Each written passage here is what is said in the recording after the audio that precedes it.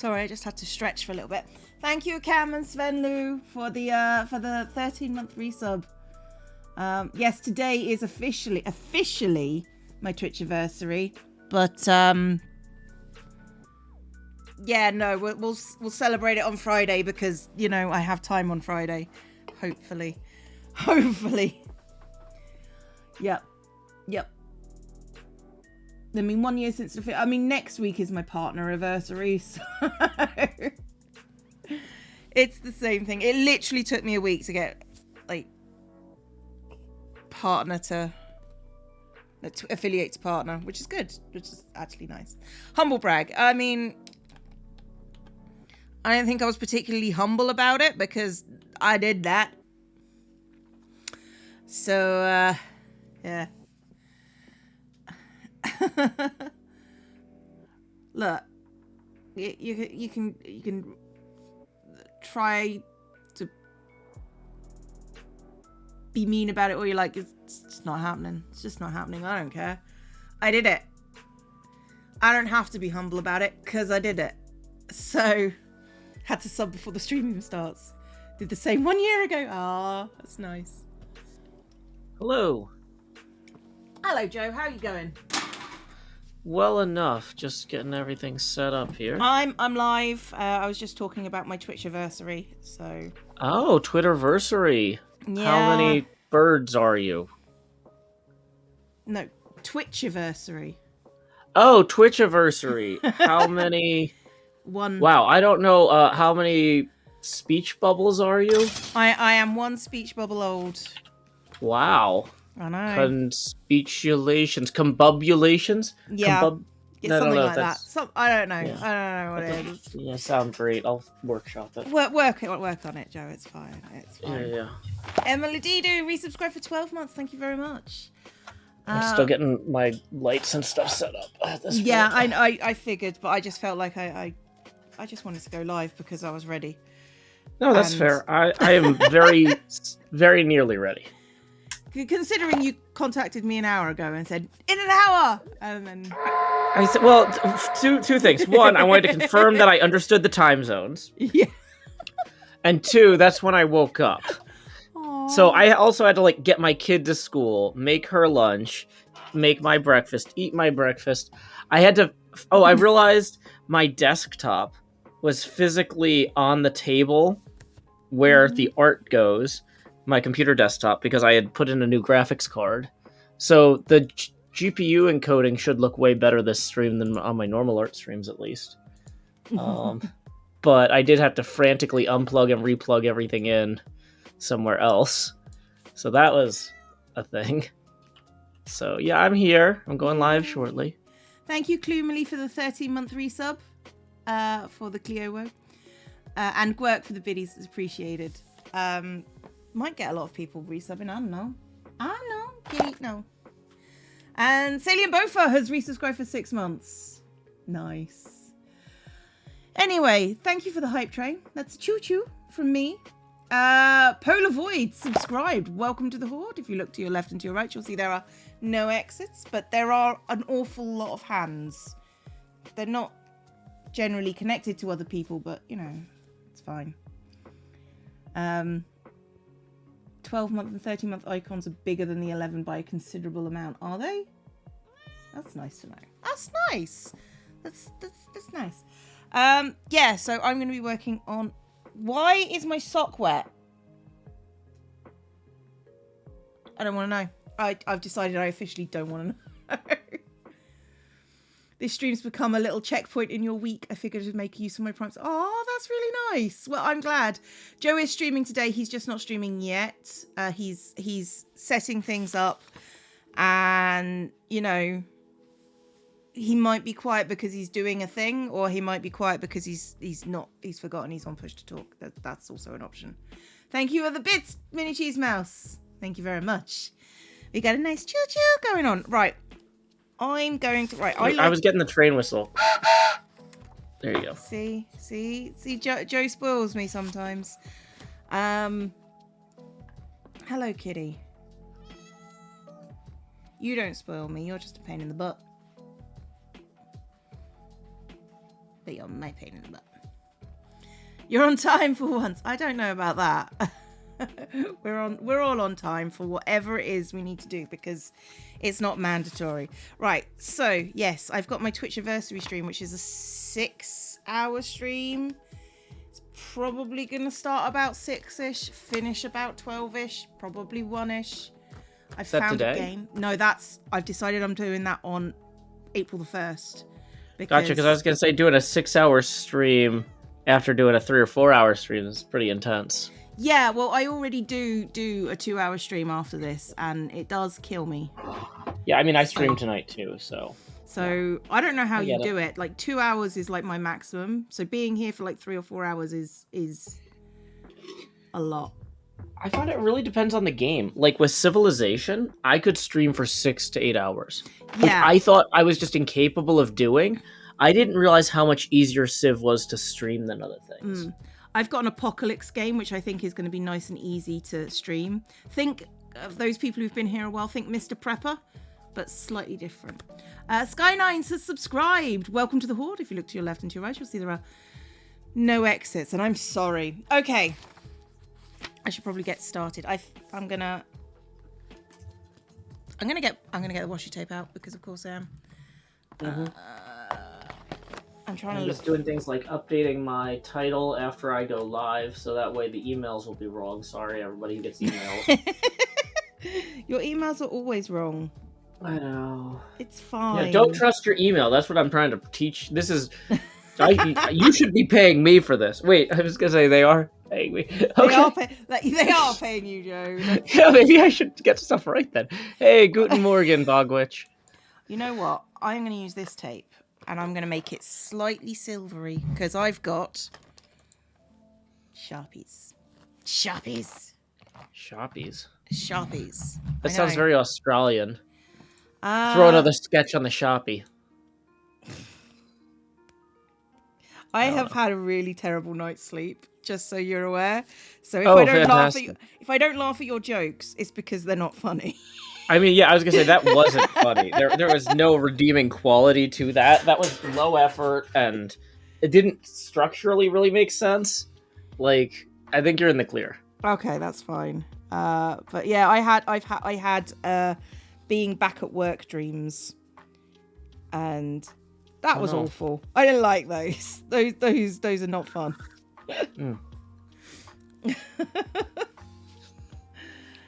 Welcome, Badger Spanner, Jules, Dottie Matrix, Duskadair, Hedge Bear, the Eye Droid, 20 Knockout 20, Yazzie Wolf, Rotation, glad to have you. Mr. Perfect as well, and Orange Stickman. Okay. Hello, everybody. I'm just going to go with that. That's fine. Oh, yeah, I mean, I guess I could just say, howdy, y'all. JoeHills here, streaming as I always do in Nashville, Tennessee. Aren't you worried about it being a little cliche, though? No. No, I didn't think so. At a certain point, I just need to accept that, like, if I'm a trailblazer, people are going to be like, how come you're on the trail? And I can just kind of gesture behind me because, like, I made that. So, yeah, I've had dreaming of work. Dreams, and... I had a project to do and I wasn't getting it done, and it was like, I mean, arguably you could call it a nightmare. And everything was my fault and nothing was okay. So I had that twice last night, and I'm just like, I woke up to get away from this dream. Oh, that's the worst. So yeah, I've had some dreams. Don't recommend it. Don't recommend, like, I think it was arguably worse than being at the uni, and when you're dreaming like, oh, I'm at uni and I have forgotten to turn things in, that's a nightmare as well. So don't recommend those. Waking up and then continuing the stress stream is the worst. I know. Thank you, Push, for the biddies, and Just Saying has resubscribed for a 7-month. Did I thank Sky9s? I think I did, but thank you very much indeed. I'm not sure if all my cameras are working.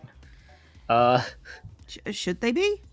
Well, I unplugged the entire computer to move it across the room, and so It would be nice if they were, but like I probably shouldn't have assumed that they would, Yeah, that because sounds about right. I would have checked them earlier and realized they were not. Hey, welcome, Ahime Angel. I- Welcome, Pizza Checking Logs. things earlier, that sounds like a job for other people. Oh yeah, people who have a different job. Yeah. We do things live here. Yeah. Okay, let's see if I can fix the focus on this at least. Okay, this is focus, auto. And then set that to boop, boop, boop. Hey, there we go. That's looking like some good focus. We good? Good. Oh. What are we drawing today? We're going to be working on my D&D character portrait for Handleton Beastinger, a Tabaxi Divine Soul Sorcerer. Kitty. So I got some sketches of cats I did last week here that I'm using to set up the cameras with. Mm-hmm. And then we'll work from there. Yeah. I remember how good those were. Yeah. Thank you, Yeah. Cleo. This is the one Cleo helped me on. It turned out exactly the way she described it. Have I ever told you today that I hate you? No, but you did say you were tired, and they're kind of the same. It's exactly the same. If you're tired, you Yeah. hate Joe. It's just true. It's true. Yeah. Okay. Or is it the fact that I'm tired that I can't deal with you today? Yeah, I just don't expect you to deal with me, kind of. Okay. I mean... Yeah.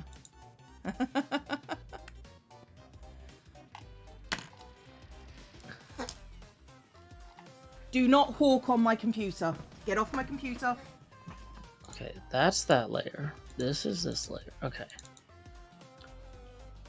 You can hawk on the floor, that's fine. Do not hawk on the computer. I feel like the camera must be plugged in, because when I click deactivate and activate, the light comes on and off. So I don't think I need to go around the back and check to see if it's plugged in. But maybe I should unplug it and replug it in anyway. Thank you, Tidy. For a moment, it sounded like Cleo was scolding us. No, that was the cat. She just went, "Huh," and I was just like, no, no. What am I drawing? I'm doing my bullet journal. I've been doing. Let's go through the ocean theme for April. We're doing ocean theme with like. It started as ocean theme. It's turned into jellyfish theme because I like jellyfish. Planner. My habit tracker. Video planner. I will point out that I have been using this. It works quite well.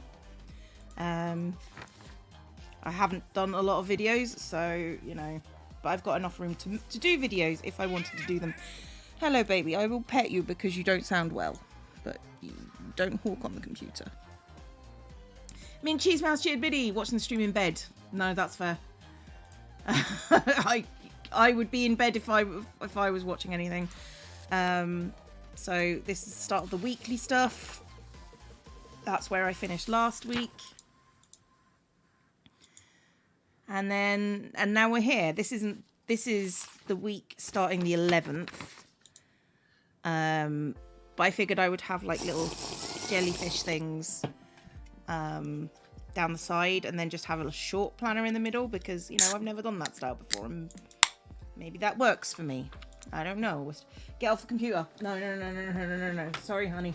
Go. There you go. Okay, I'm gonna try unplugging this and replugging this because I don't know. That's all right, Joe. None of us know. This is one of those things. Oh boy. It's always one of those things. Yeah. Was up Like late. all I want to do, like, I mean, it's not even like I like spent time on hair or makeup or anything. Like, I'm gonna look the way I'm always look. I'm gonna look the way I look, and there's no bones about that. Yeah, like so I don't know if people really need to see that, but like, you know, But they'll want to, which is the annoying thing. Well, the thing is, ostensibly, I could go get a different. Well, no, I'm already using my fallback camera on the art. You okay there, Yeah. Joe? You don't seem I'm very just- okay.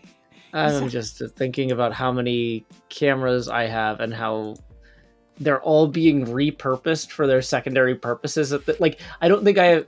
If this camera breaks, then all of the other cameras that are that would normally be used to replace it are currently being used to replace other things in other places.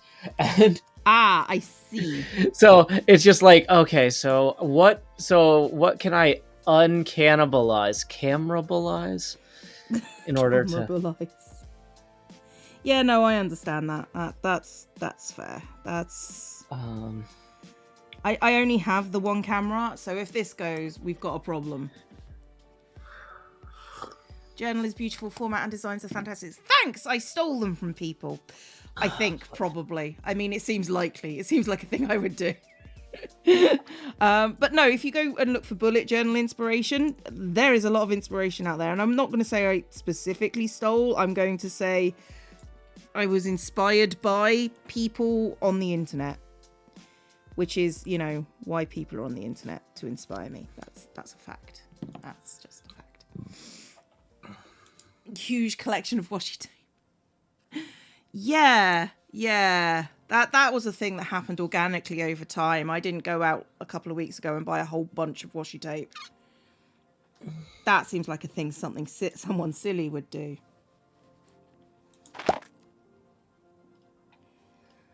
Juniper Willows resubscribed for 10 months. Thank you. Thank you very much. Sorry, what were you going to say, Joe? The camera seems to be doing everything except the thing that you connecting to OBS. Yeah. It doesn't seem like it's broken. Like, the diagnostics show it's like responding to changes in light and tweaking its own settings and things in the background. Like, so the light sensor's working, it's powered up. It's just not transmitting visual data to OBS. This is... I tell people streaming is one of the most brittle stacks in technology. I don't know what that means, but sure. Like, it's really hard to make resilient. Because, like, weird stuff will break all the time. That's true. Weird stuff will indeed break all the time. Okay. So the cameras are doing everything but be a camera. No. They're just being cameras for other businesses. This camera is the only one I own, apart from the one here. You know? So...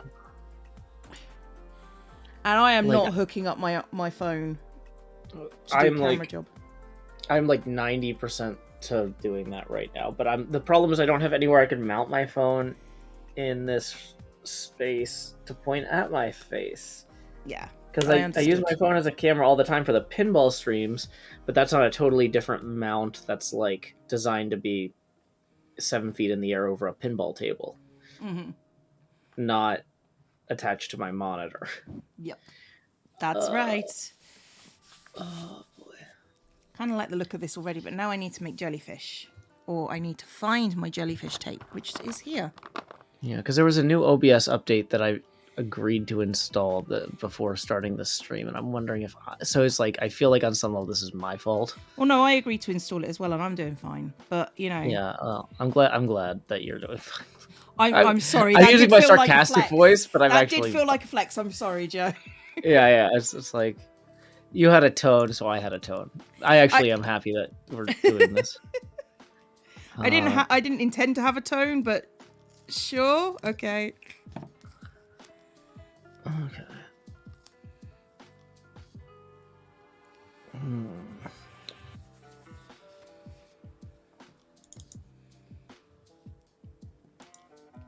Didn't realize you could minimize the Twitch app. Yeah, I mean, that's one of the things that Twitch is actually useful for. Looking at other stuff on your phone whilst twitching.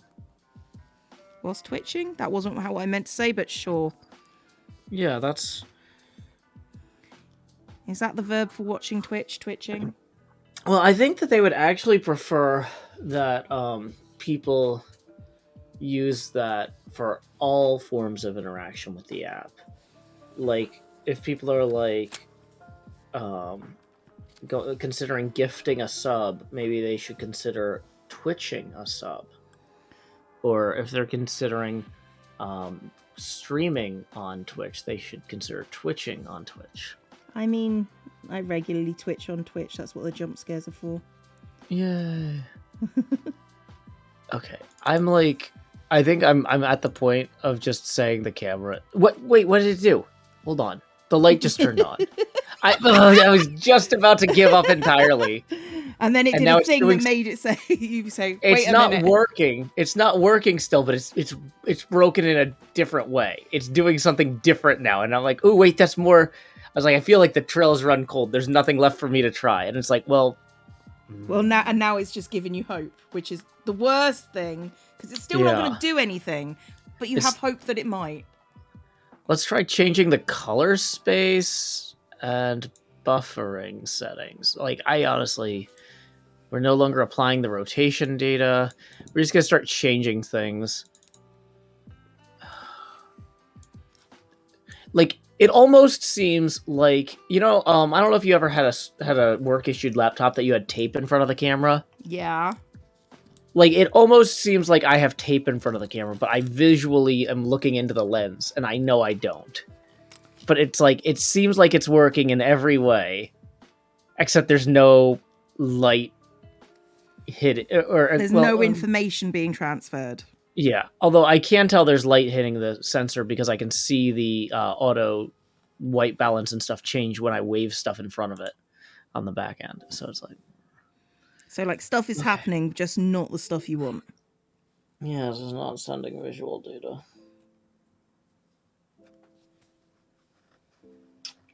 It got scared and tried harder. Okay. I'm gonna change which port it's plugged into. I'm like, I feel like I'm so close here. The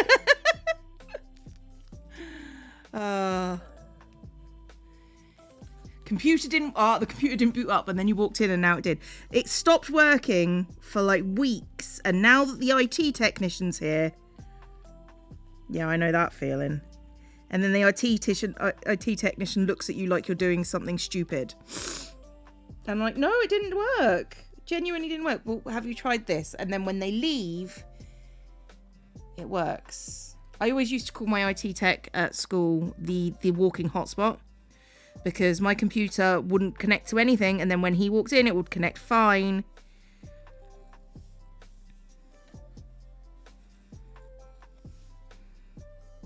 The thing is, I was always known as the computer person at work, so I was always the person that would solve everyone's... It's not connecting to the whiteboard. Well, have you tried, plugging it into the whiteboard correctly? No. Once you get that reputation, it's really bad. Yeah, no, you don't want that. Is that a fountain pen of exact... This is a scalpel.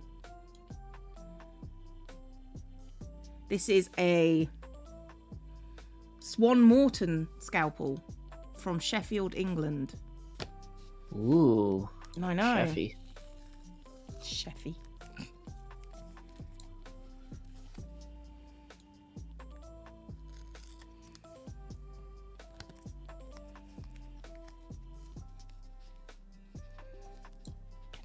Okay. Well, that's the sound of Joe giving up. Yeah, I was gonna say, now I've tried everything. We're 22 minutes into the stream. I haven't drawn a single thing yet. Yep, that's fair. I wonder if Discord is somehow stealing the focus. Hold on. Let me... I mean, that does sound something like Discord would do. Yeah. It's when they go, oh, have you got streamer mode? I'm going to mute everything else that you want to hear. But no, I've got that app. I've got that app. I have that app, like, open for a reason. I want to hear what it's doing. Oh, you want to hear Discord? I open OBS when I'm not recording just so I can mute the Discord sounds. I don't have sounds on my Discord.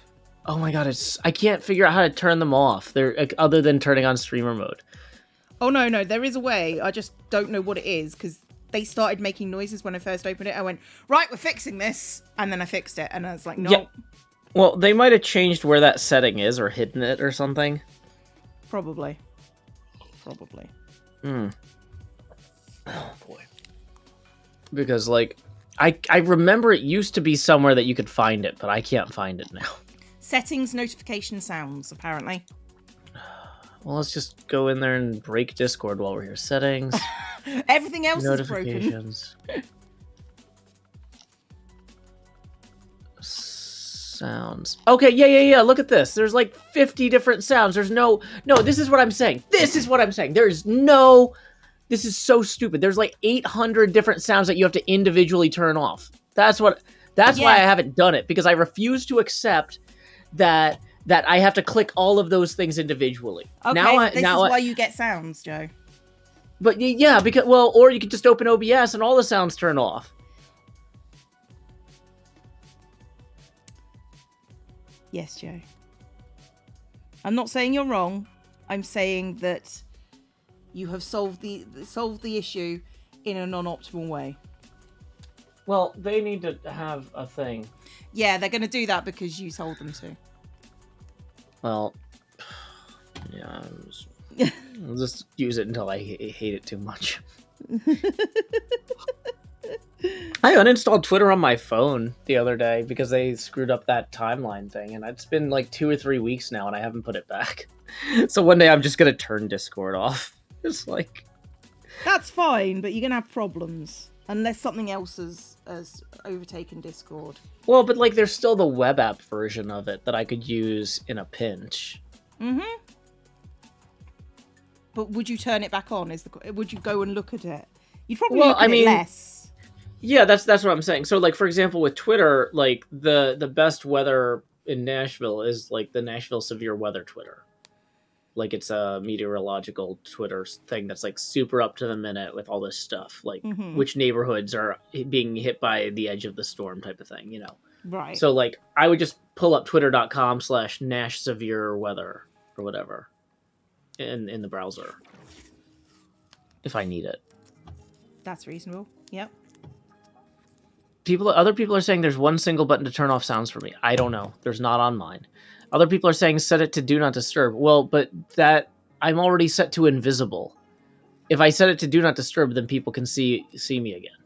Like, I don't think I should have to choose between being invisible and being deafened. Or I don't know. All I'm saying, Joe, is that I've not had sounds for almost 2 years, so. Well, like I said, 2 years ago, there might have been a single option that if you had it, you just went and clicked all of those things. I just went and clicked all of those things because sometimes 10 minutes of my time, not even 10 minutes, 5 minutes of my time is worth not being annoyed forever. I will just let somebody annoy me until I can't deal with them anymore, and then I'll leave. Oh God, I should be on my way out at any moment then. How do I? Okay, so now because I unplugged the wrong camera earlier, all of the settings on the other camera have been reset. So like white balance is now back to auto. What is the OWO? There's a question. Don't want that. The OWO is a thing that happened when Joe was here, and it never left. It never left. But you know, it works. It works. And it's not my cute voice, it's an incredibly annoying Elmo-esque type voice. Okay, this white balance is going to be off no matter what I do. I'm just going to make peace with that. Move on. Okay. Bless you, Joe. Dang it, I tried to get to the mute button, but I had all the camera settings open, so it wouldn't let me click into the other window. What, Joe? You're a human being with bodily functions. That's allowable. You're allowed to be human, Joe. There's 2 settings in the sound mixer on Windows where Discord calls and Discord apps are separate. Where's the sound mixer on Windows? Okay, I'm clicking the things. Open volume mixer? Hey, Seventh Samurai has resubscribed for 13 months. I only have one unified Discord in there. I don't have a separate one for call audio, and I'm watching it as Cleo talks. It's definitely going up. So muting that would be bad. I wonder if it's because I'm in streamer mode. It's only showing. You only get a second if you use a communications mode mic. Okay, which I don't. Okay.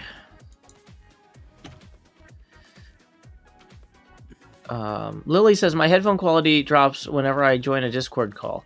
If you're using Bluetooth, the Bluetooth standard has a higher fidelity for listening only versus two-way communication. And so if you are like listening to music on your phone and then join a call, but you don't stop the music, you'll notice the music will start sounding worse. It's because in order to accommodate the microphone part of the Bluetooth standard, the headphone part of the Bluetooth standard takes a hit. The more you know. Yep. Oh my gosh. I'm just... this is fine. We're doing okay, Joe. Okay, we're going to turn off the auto exposure. Okay. Now, I mean, I need to now set it manually because clearly the answer it had was wrong, but okay. Cool. Apply. Okay. Low light compensation might not be necessary.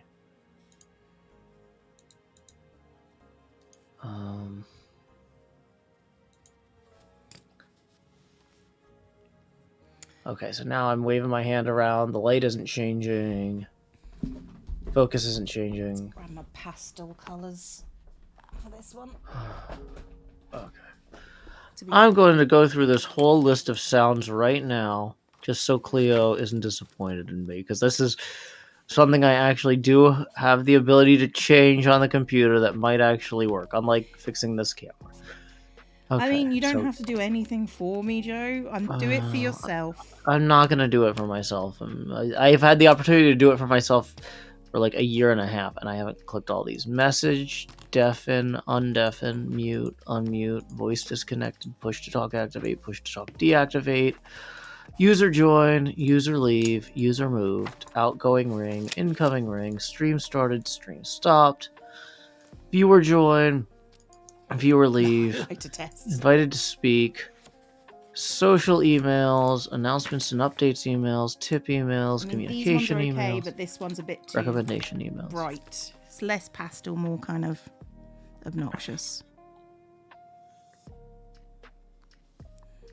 Okay. Did it, Joe? I think so. Unless hitting escape undid all that, in which case I'm about to do it again and be really annoyed. No, it looks like it's saved. I hate that there's not a save my changes button. Look, Joe, how many minutes did that take you? Oh my god, I feel like, let's see, we're 32 minutes into the stream, so it feels like 32 minutes. Hang on, no, you can't pull that one. We just chilling out today. We always just chill out. This is what no, wait, Wednesdays that are might about. be a chainsaw. It's fine. We're just... Let's Joe's draw just some having cats. a breakdown. It's fine. Yeah. I was gonna say, I like to think of it as a break up, but that sounds more aspirational, but I realize that means something else in a different context. Yeah. That is not factually true. So maybe instead of a breakup, I like to think of it as a breakup, or breakdown sounds too harsh. I like to think of it more as a crack up. Is that better? That's better. I like that. I think a crack up is the proper response to this. I'm pouring more coffee. Yeah, coffee. you definitely need more coffee, Joe. I'm just saying. Yeah, let's align the arrow on the spout so that the thing is open. Because if it's closed and you tilt it forward, it'll eventually just like dribble everywhere. It'll try to not pour the coffee because it's like, hey, you closed the thing for a reason. But then it's aware that no, they're just stupid. This is such a pretty layout. Thank you. I'm trying. But then if I keep tilting it, it'll eventually like go around the seams, you know? Mm-hmm. It's like, no, just open the spout.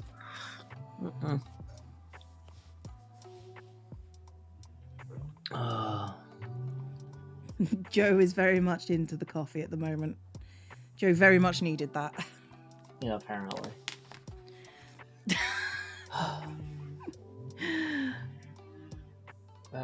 It's okay, Leaf Joe. blower slash chainsaw is getting louder. It's fine. Joe's having a perfectly normal day. Yeah, okay. So...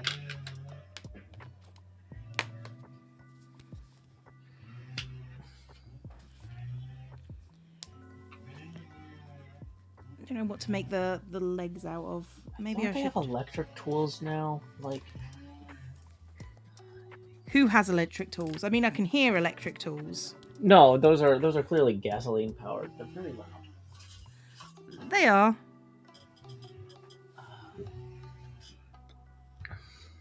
Okay. So, I think the art style. So we tried a few different art styles for cats last week. We had the Garfield, the Heathcliff. Yep. The Cleo silhouette cat, the Cleo malicious compliance cat, the Mad cat, the Halloween cat, and the Night in the Woods cat, May. And I think the Night in the Woods cat is going to be kind of the winner here. I think that's the style that I'm going to want to go with. That's reasonable. It's also the only one that I think really works well in color. I mean, Heathcliff and Garfield work okay in color, but yeah. So that's where we're at. We are. That's where we are at. The Cleo what now? The malicious compliance cat. That's where Joe took my instructions and did everything exactly as I say, with no attempt at thought. Yeah, Cleo tried to give me instructions about how to draw a cat. And she did. She succeeded at giving me instructions on how to draw a cat. And then I interpreted them in the least charitable way. Every time. Matthew Lavis says, I've never been the one to ask this. Are you about to ask, where's the webcam? Because the answer is I spent a half hour breaking it. Or trying to fix it. I don't know. Because yeah, usually when people join the stream and they're like, where's the face cam? People are like, oh, it's hiding. It's over here. Or, oh, it's over there. Or, oh, it's huge. When will the stream begin? It was gonna start when we got the face camera fixed. My stream has been going for half an hour. Just saying. I do actually like this little design. I am about to start drawing for real though, so we're gonna click setting. Yeah, I don't usually play the stream music on like the checklist song and stuff on these because I don't want the VODs to get copyright strikes. Those are kind of the best way to avoid those is to just not have any music at all, even though it's music I wrote and we have the rights to it. It's like, yeah. Oh, do they really tag you for that? Yeah, because other people will claim things that are very similar, and it'll be false positives. But it's just it's not worth fighting over for 8 or 9 VODs a week. Understood. So some of them just get taken down and they don't come back up. I see. And people are like, why is the VOD gone? And I'm like, well, the choice is kind of don't use the music or accept that sometimes the VODs go away. So on these streams, I just don't use the music because I don't want these. You don't want the arguments. Well, so the thing is with the Minecraft streams, I'm like, well, the best parts are going to end up in an episode anyway. Yeah, that's fair. But with this is the only recording of it. So I don't want to lose it. Fair. Okay. So I'm looking at which ovals I used for the different things, and it looks like... Okay. So I used the... Aw, thank you, Kangushi. I'm trying to make it look good. I mean, the jellyfish are a little bit... the ones I drew are a little bit amateurish, but, you know. Mm-hmm. I mean, I am an amateur, so... that makes sense. Manatee Gag says, your music used a C sharp and my music also used a C sharp. So clearly you're copying me. How dare you? That's kind of what it comes down to sometimes with these algorithms. Well, that's horrifying. Yeah. Okay, so normally I wouldn't ask for tips if we didn't have the camera running, but since I might have to go buy another camera, I feel like it's a good time to ask for tips. Oh my Yeah. god. Bon Like, resubscribed for 13 months. Yay, 1 year in Twitch. uh, Thank you very much. yeah, because here's the thing: is what as I mentioned earlier. Welcome back, Ahime. The problem isn't just that this camera isn't working. It's that I have several cameras that are all intended for specific roles in the studio, like the Plinko cam or pinball setups and things like that. And the idea is that each of them could be used as a fallback for something else if one of them broke. But I'm at this point in the chain where every single camera, except for the one on top of my monitor, is currently already being repurposed for its secondary role, which means I know, I'm like, oh, okay, I could maybe go take one of those and put it in a tertiary role on top of my monitor, but none of them are really great for that. Like, they don't have the right kind of mounts and stuff. And so then at that point, it's like, okay, if every single camera is not serving its intended purpose, maybe I need to go and start. Yeah, maybe you do. That's the point where I need to go buy another one, because I can't not have. Yeah. I can't not have the face cam for the Minecraft stream tonight. I need that. Yeah, I keep on thinking I need to buy another microphone because you've made me terrified. So, well, because the last thing you want is to get hit by one of those random parts disruptions at the same time something goes sideways for you. Yeah, and I keep on looking at the mic and I think that's really expensive, and then I think it'll come out of my taxes. I don't know really why I'm that worried about it. Yeah. Well, like I said, I'm usually more prepared than this to deal with a piece of hardware failing. It's just that because I've already swapped everything out so many times. I'm not streaming Minecraft tonight. If you look at the schedule, it is me hanging out with one of my best friends, which is Corpse. Yeah. Well, we don't really get to spend a lot of time hanging out together because we don't live near each other. Mm-hmm.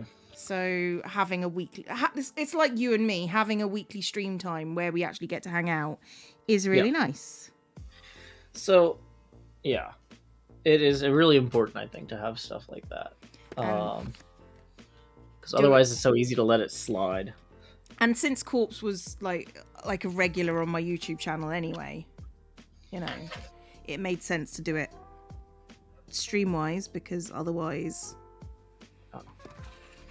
we just do it individually and we'd probably go, well, I'm not feeling great tonight, and you know, all those kind of things. It's like, well, yeah, that's the thing, is like, I'm never feeling great. Like, if I was waiting for a day where it's like, oh yeah, you know, my stomach isn't bothering me at all and I have a lot of energy, it's like, well, that could be 10 months from now. Yeah. Like, I'm always powering through to some degree or another. Yeah. Like, I mean, as introverts, it's really easy to cancel things, but if they're online, then you do it less. Yeah. Like the ghost hunting streams. Yeah, they're cool. I'm kind of thinking an orange cat would be distinctive. Yeah? Because it kind of reminds me of like Tony the Tiger or Garfield or Heathcliff are all orange. Like, a lot of iconic cats are orange. Mm-hmm. Yeah. Orange cats are dumb as rocks, just so you know. Well, this character is also supposed to be. Okay. Hey, welcome, Marjan Pack. Glad you could join us. And there's going to be people going, my orange cat is perfect, and I'll have you not say anything about them. Mm-hmm. And obviously your cat is the exception to the rule. Yeah.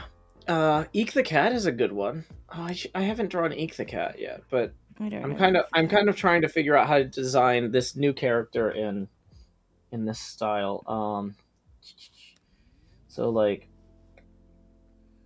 yeah, kind of having the ears go up as triangles on either side, kind of near the edges of the ovals, but not quite straight up and down. My orange cat is also dumb as rocks. Sweet as hell, but dumb as rocks. So all the people going, yeah, my cat's dumb as rocks as well. Yeah, they are. Like, just on average. People are saying, are we not talking about the fact that Garfield doesn't have a body? Well, I mean, I'm trying to work on like a character portrait concept, so I'm more worried about like how to stylize the face, how to stylize the body. That's fair. Yeah. Cats can be dumb and still perfect. True. Yeah. Sorry, what were you saying? I was originally thinking green eyes because in D&D, like green magic has kind of a thing about it. A spooky thing. But you know, like if Daniel Radcliffe can take one of the most iconic green-eyed magicians and make him blue-eyed, maybe my cat character could have the same eye color as me and have blue eyes too. I don't know. So this sorcerer doesn't need to have green eyes. No. Not everyone needs to have green eyes. No.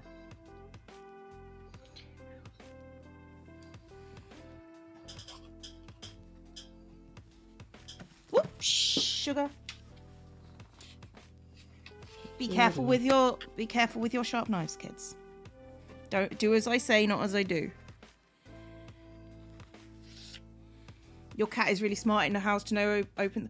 I mean, statistically, there has to be one smart ginger cat. One. Mm-hmm. If everyone had green eyes, we couldn't tell which ones were sorcerers. Yeah, exactly. Okay.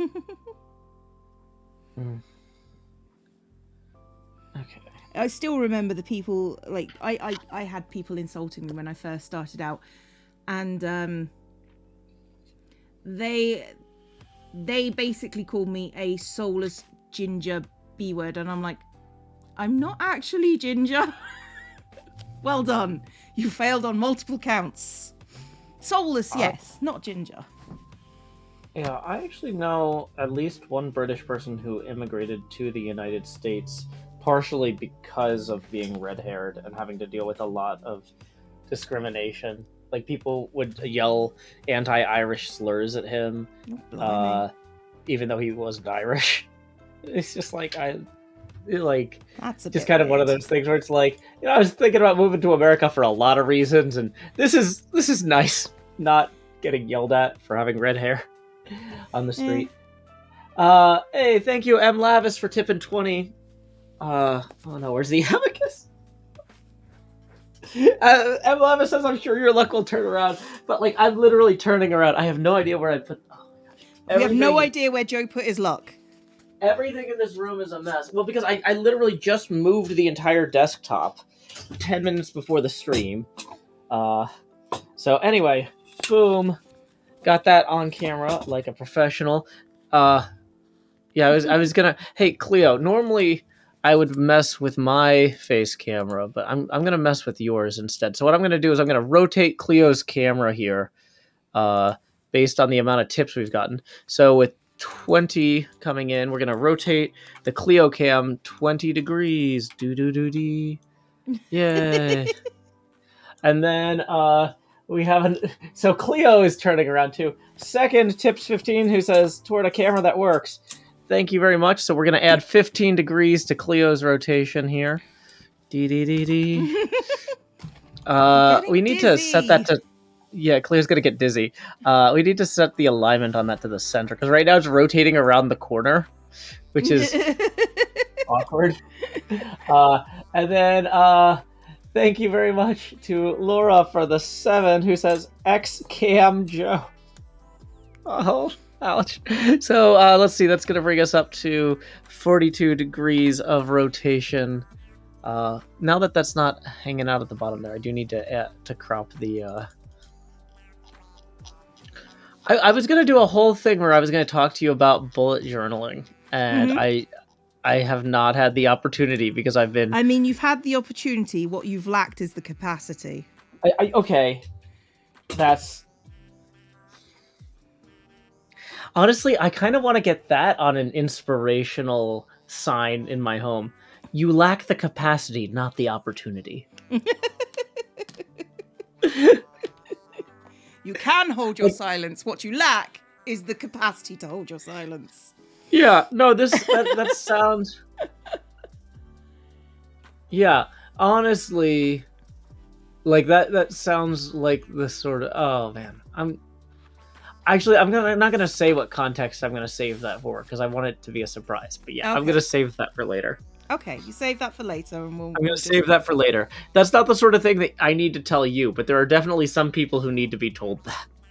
Need to be told what specifically? You have the opportunity, not the capacity. Oh yeah. People who are like, "Oh, it's not fair that I can't do X or Y." It's like you have the opportunity, you just lack the capacity. Blaze had a great comment on Joe's, so it needs to be over here. Yay for Cleo being not straight and awkward. Well, I am never straight. That's true. That is a thing. I don't know if I should take off the little drawings. I think I should. I'm going to try it over here. Take off the... Oh yeah, actually that makes it much better. Visually for me, you probably can't see me taking off the pencil lines off the little jellyfish, but it looks better. For me, and this whole thing is for me, because, you know, it's my journal. It is your journal. I'm trying to be affirming, but I'm not sure it's working. I mean, you are also not wrong. It is my journal. It is your journal.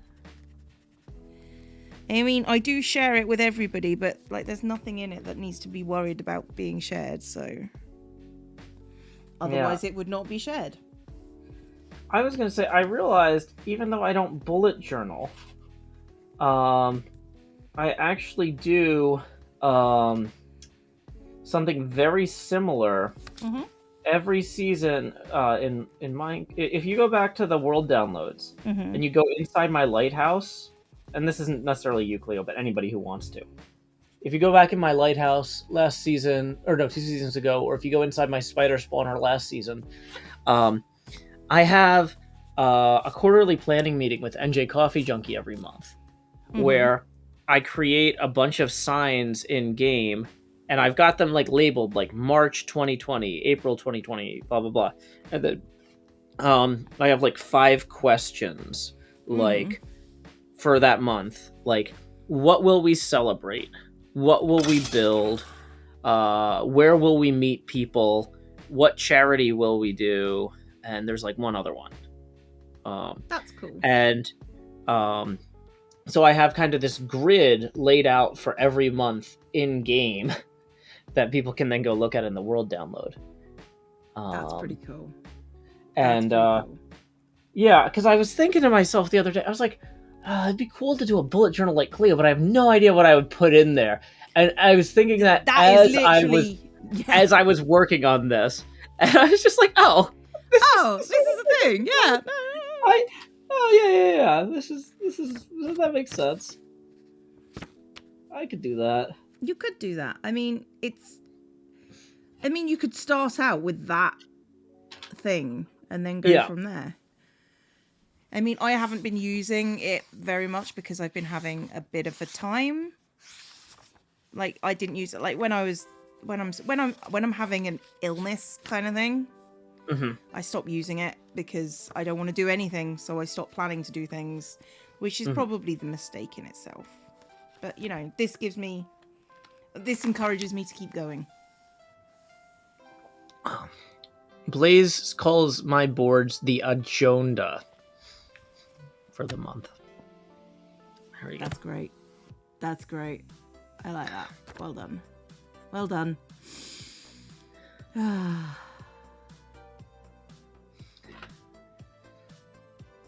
I will point out that tag and teg and that is not my game. I would never even presume to go for anything like that. It's like people wouldn't do the head games on their own. That's a me thing. You know? You don't unless you've asked someone, and you don't take over other people's regular projects. That's rude. So, yeah, no, that would not be a me thing.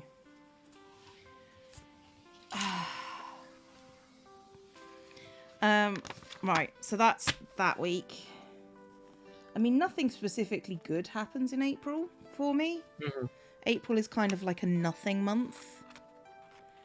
There are no birthdays. There are no engagements. There are no marriages. There's no deaths. I mean, it's just sort of like, this is a month that exists. Yeah. I think they meant to hide the thing in your base if you get it. I mean, that makes sense, but again, you may have noticed that tag is never the same twice. It's got different rules. Mm-hmm. So, who knows what the rules will be this time, if it even happens again. I'm not going to be... I'm not going to build decked out. I'm not going to build decked out. Just Cleo, you're lying. Look, I know you I are spoke absolutely going to build decked out. We have told Tango that we would help him with HHH. So either you're going to bail on me and I'm going to build decked out, or we're going to build decked out. We're going... That involves Tango asking for help. Tango's not great at that. Well, we've talked a lot about Tango being bad at asking for help and not getting it as a result. And yeah, I'm pretty sure we're building decked out. What you're saying is we're going to bully Tango into letting us help. Yeah. I have spent a year laying the groundwork for you helping build decked out. You better help. I'm going to be so mad if it's just me. I see. So what you're saying is all that time saying, yeah, we'll do HHH together. And or you were just like, if I get her into a routine, then she'll come and help me build decked out. Yeah. You're building decked out whether you like it or not. Cleo learnt how to make a redstone stand dropper. She's a master now. I think you're thinking about another hermit. That was not me. I don't know how to do that. Gemini Tay. That was Gem. Me and Gem, different people. I really like how Gemini Tay's name has the same number of syllables and basic cadence as the title of the hit Dance Dance Revolution song Dynamite Rave. Like, every time I hear Gemini Tay, I want to yell, like, her name in the same way that they yell Dynamite Rave in the song, and then try to make the noises for the percussion with my mouth. But I can't because I'm terrible at music. And so I just have that internally. Yeah. I'm just dynamite raving every time Gemini Tay shows up. Sure. Like, here's the thing. Yeah, me and Gem share a lot of characteristics that would normally tell us apart. We have the same in-game eye color and hair color, and we're both bi. So it's just a case of, what else is there? Maybe you could start looking at our skills. You know, that's a thought. Just saying. But that seems to be crazy talk. Wait, is the thing I'm drawing out of frame anyway? Dang it.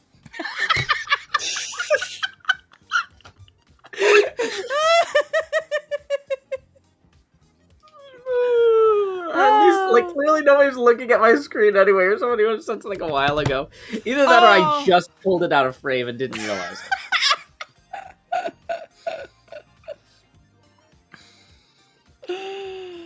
Oh, apparently Gem wore an 80s workout outfit for 1200. Oh, for God's sake!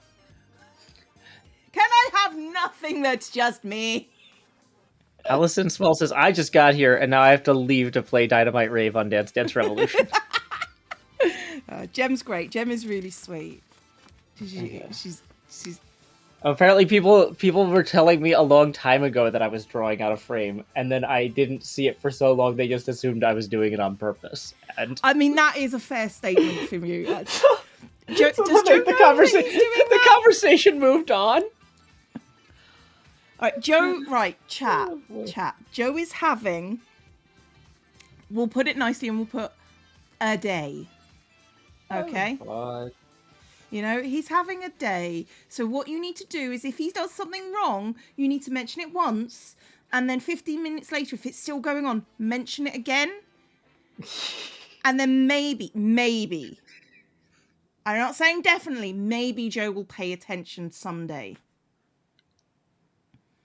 Sounds like something Cleo would do. Shut up, Pushed. Okay. Never considered Gem and Cleo alike, but I do think Cleo is Stress Monster's light hair sister. I don't think I'm anything like Stress. let's say a lot darker than Stress is. Oh my gosh. I'm just going. You prefer mine and Pearl's dynamic than Cleo and Gem's energy. The problem with me and Gem is that when we get together, our energy just escalates to ridiculous levels. Whereas Pearl is just as sarcastic as I am. So it's different. It's different. Okay, I've got to do another thing. Do I want lines? I kind of like this. This is nice, but I don't have another picture that I would do on the outside. So I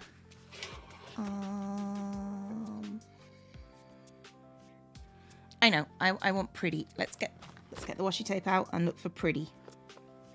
What? You suck. Okay, JT. Shut up.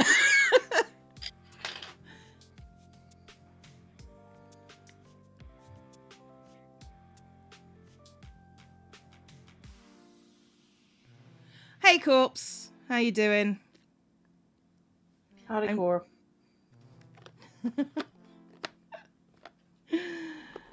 I'm just trying to figure out what I'm doing next, and we need washi tape to figure that one out. I'm looking specifically at this row down here, so I figured I'd move it up.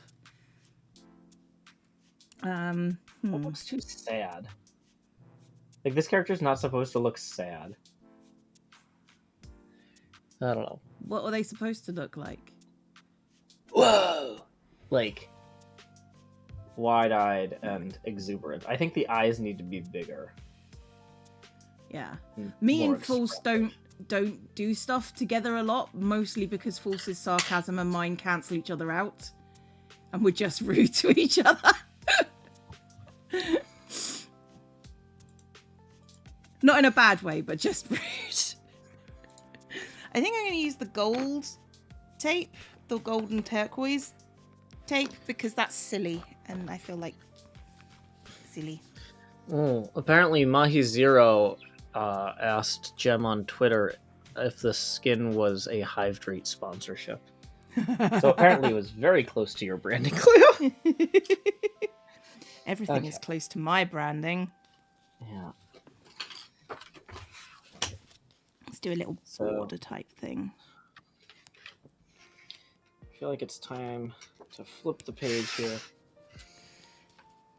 Now I'm losing my reference images, but you gotta eventually.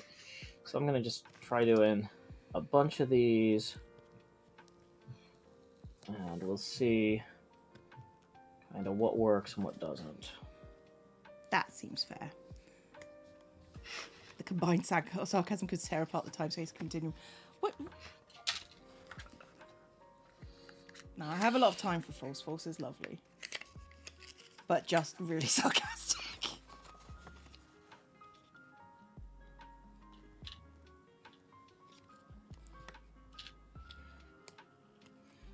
Okay, so for bigger eyes. Bigger eyes? Yeah, I'm gonna do bigger eyes. This Making anime cat is what you're doing. Yeah, well, it's based on an animated cat, but it's not from Japan. It's from Pennsylvania. So it's like Pittsburghamation. Fair. I thought those were wine glasses on the left edge of the tape.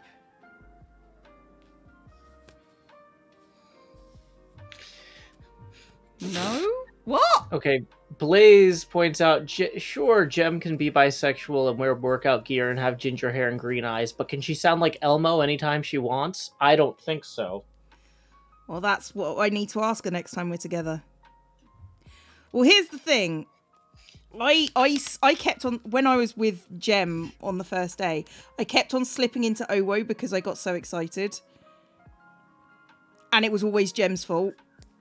So she might not be able to become evil Elmo, but I mean, to be fair, I think Elmo's evil Elmo. But she can make me become evil Elmo, like, constantly. Yeah. So somebody suggested maybe do it more like Greg the Fox from that Yeah, maybe. Night in the woods. Are they actually just slapping the side of my apartment building with something? Well, that's what it sounds like, yes. Is that what it sounds like to y'all too? Okay. This is what it sounds like to me. I don't know if it's picking up for everyone else, but I'm hearing you through Discord. Okay. Discord is picking it up. I can't wait to be a homeowner. I can't wait for you to be a homeowner.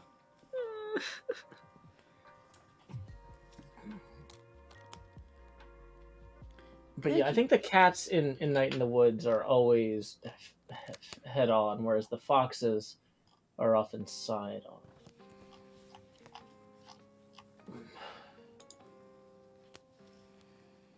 Main characters.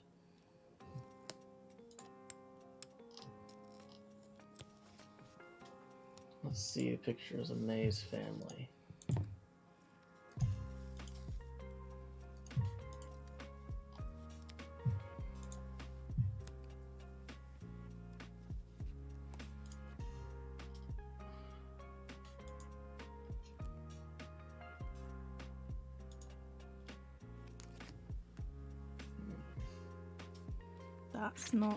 That's over.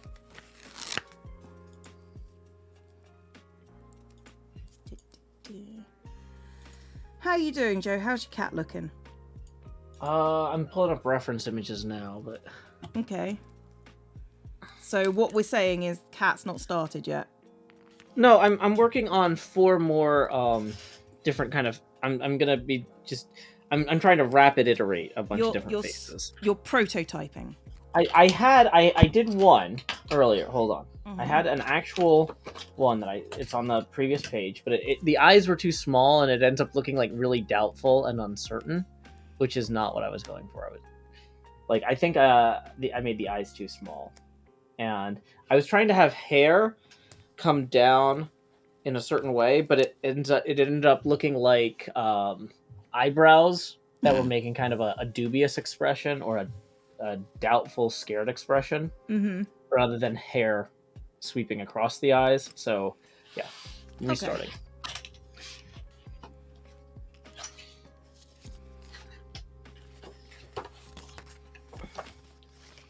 Okay. Camis Rocco.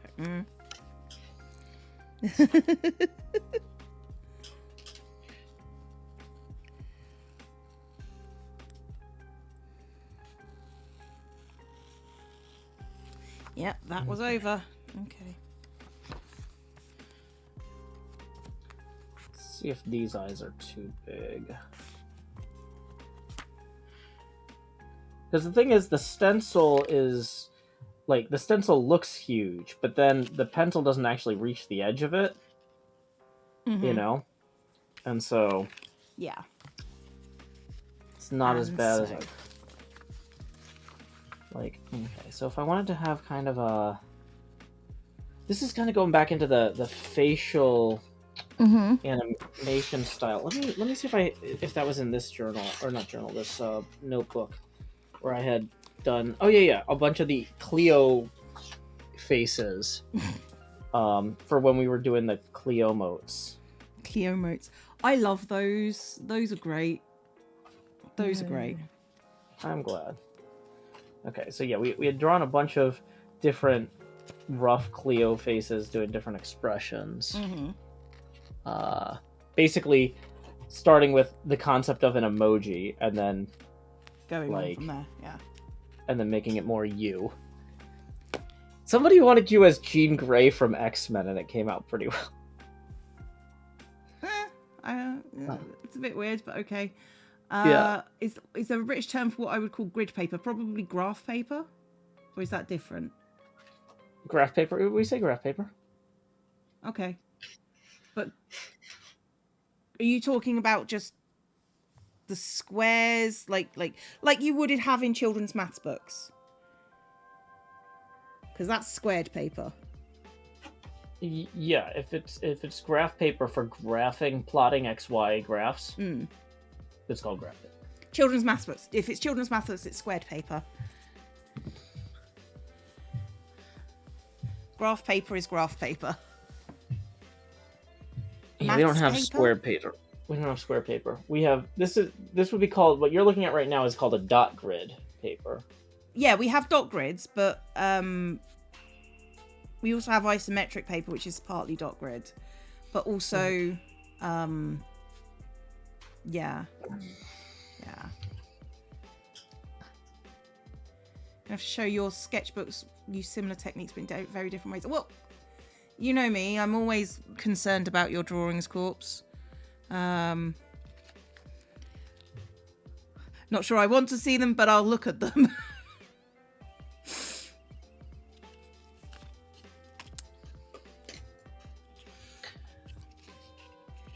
Yeah, this is dotted. We'd call this dotted paper. It's not really grid paper. So. Okay. Right, I don't know how to set this out anymore. My brain has just gone, oh, you made it pretty. Now what? Now we count. Counting is good.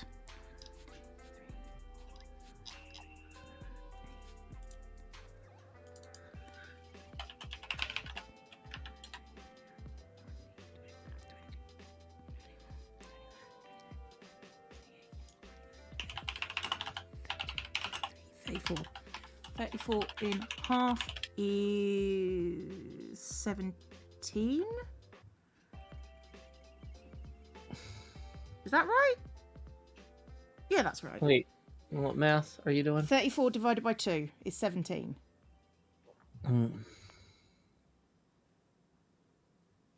Yeah. Yeah, there we go. Thank you. Sorry, I'm like, I was doing visual analysis of something else at the same time. Okay. That's 17. And half of 17 is 8.5. 1, 2, 3, 4, 5, 6, 8. Hey, welcome Engine. Glad you could join us. 1, 2, 3, 4, 5, 6, 7, 8. 3, 4, 5, 6. There. Okay, so we got little lines. Little lines. I don't draw, I manifest horror. Yeah, Corpse. That's pretty accurate, to be fair. Bleh.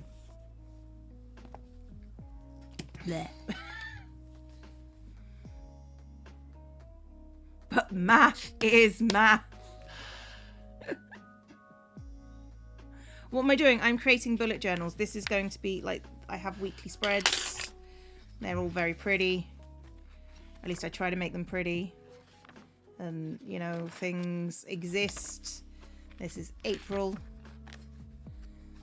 And May. No, we're going backwards. This is March. This is this month. And things that I can, you know, I should probably do it this way if I'm flicking through. That's like, you know.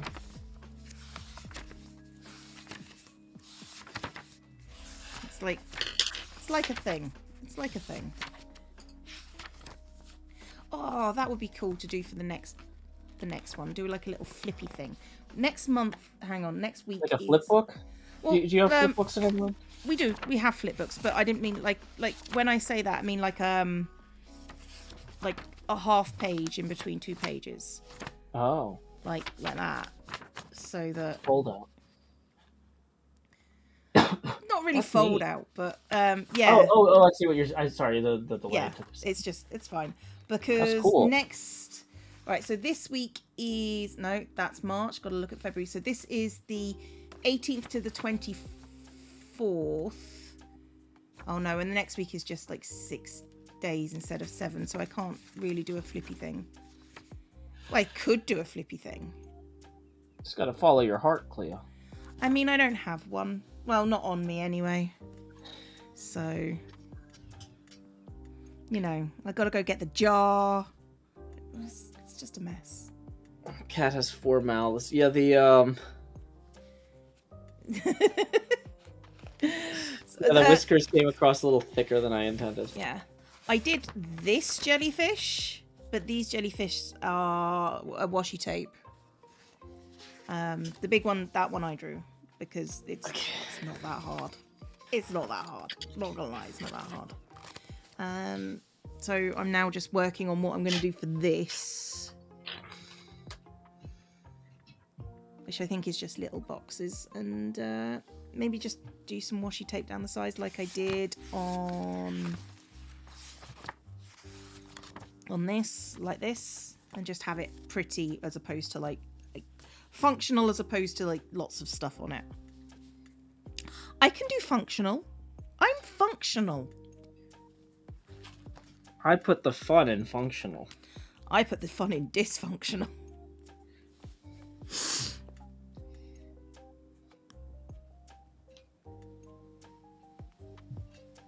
The real question is for this design to be workable in the long term, like it has to work in a single color. It has to be recognizable as this character and not just look like a recolor of May from Night in the Woods. So how do I do that? I don't know who you're talking about, so whatever way you choose will be excellent, Joe. Yeah, I know. Thank you.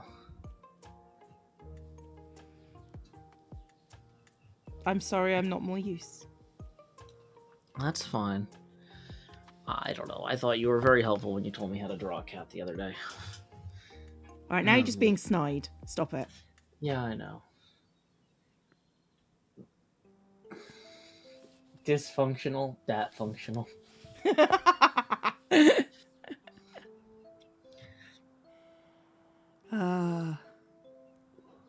you make bullet journal tutorials also? No. I don't really think it's a tutorial kind of thing. I think it's just... If you were going to have a tutorial kind of thing, the tutorial would be, here's how you brainstorm, not how you execute. Yeah, I mean, there are certain skills that are useful. For example, drawing straight lines without a ruler, that's quite useful when you're just doing this consistently. Macaulay has resubscribed for 30 months. Happy subiversary. No. Happy subiversary to you. But yeah, it's just a case of, like...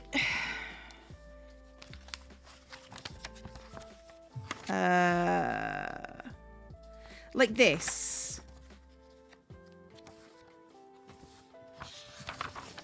Like... Where is it? Where is it? Oh no, my brain's not working. Like, it's down here somewhere. Like this. Having this in there is great.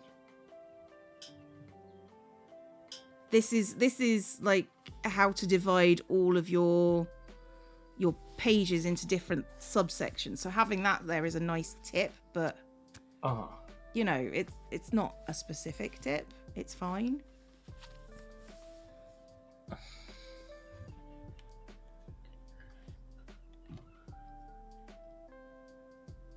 Okay, apparently Mahi Zero's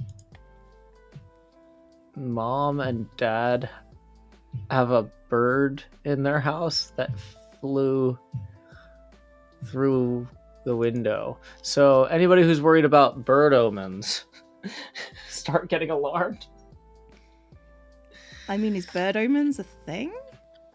Yeah, it was by Turi Pratchett and Nurl Guman. Okay.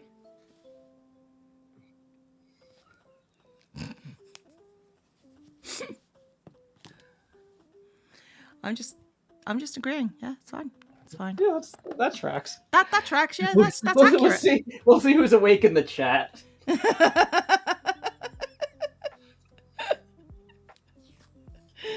Oh, you're assuming they're going to be awake. That's I cute. know. Yeah, this is not high energy streaming here. No, we're not. Well, I don't think either of us is particularly high. Well, no, I can be high energy streaming if I need to be, but yeah. There we go. There's random guest. He's awake. Or at least awake enough to type, which I'm not sure everyone else is.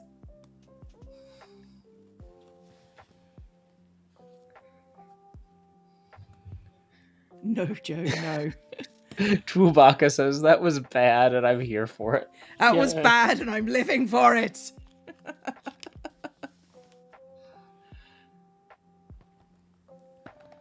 Okay. Do I want... Oh, I don't want words. No one wants words. Who chooses words? Words up.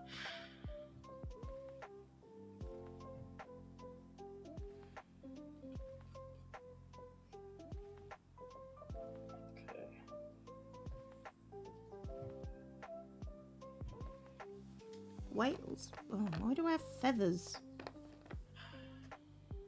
Ugh. The bird is white.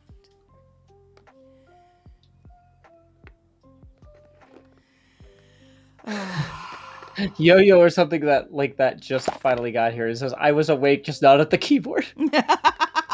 I was awake, just not at the keyboard, and I now hate all of you. Yeah.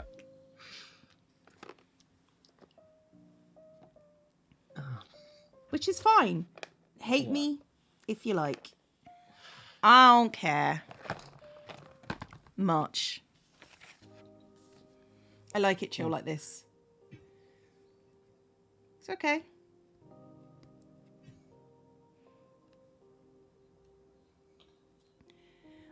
The problem with not staying on subject is it can be distracting, but you know, so long as you're trying, it's fine. I was gonna say, what's staying on subject in this context? Like, do you mean like if you're jumping subjects in your bullet journal theme, or do you mean like what we're talking about? Oh, no. Somebody just apologized for not being able to stay on track because of neurotypical issues or non-neurotypical neurodivergent issues, and it's like, so long as you try, I can't really be that bothered. I mean, with any mental portfolio, it's good to neurodiversify. That was quite good, Joe. I appreciated that. Thank you. I love how because sometimes your mind shares are going to go up and sometimes they're going to go down. The washi tape box does not keep getting bigger. There is 2 of them currently, and I've got another 2 on the floor just in case I need them. In the current myelin bond market, response time is crucial.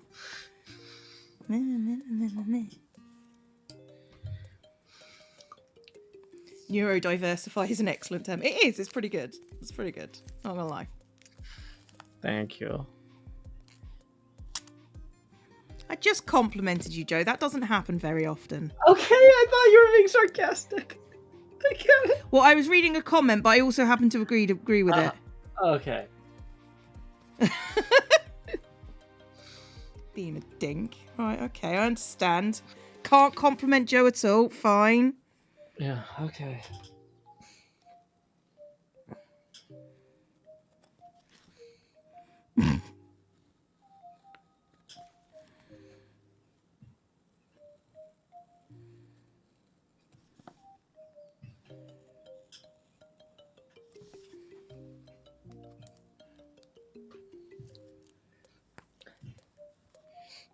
Oh, I like that one. That one's good.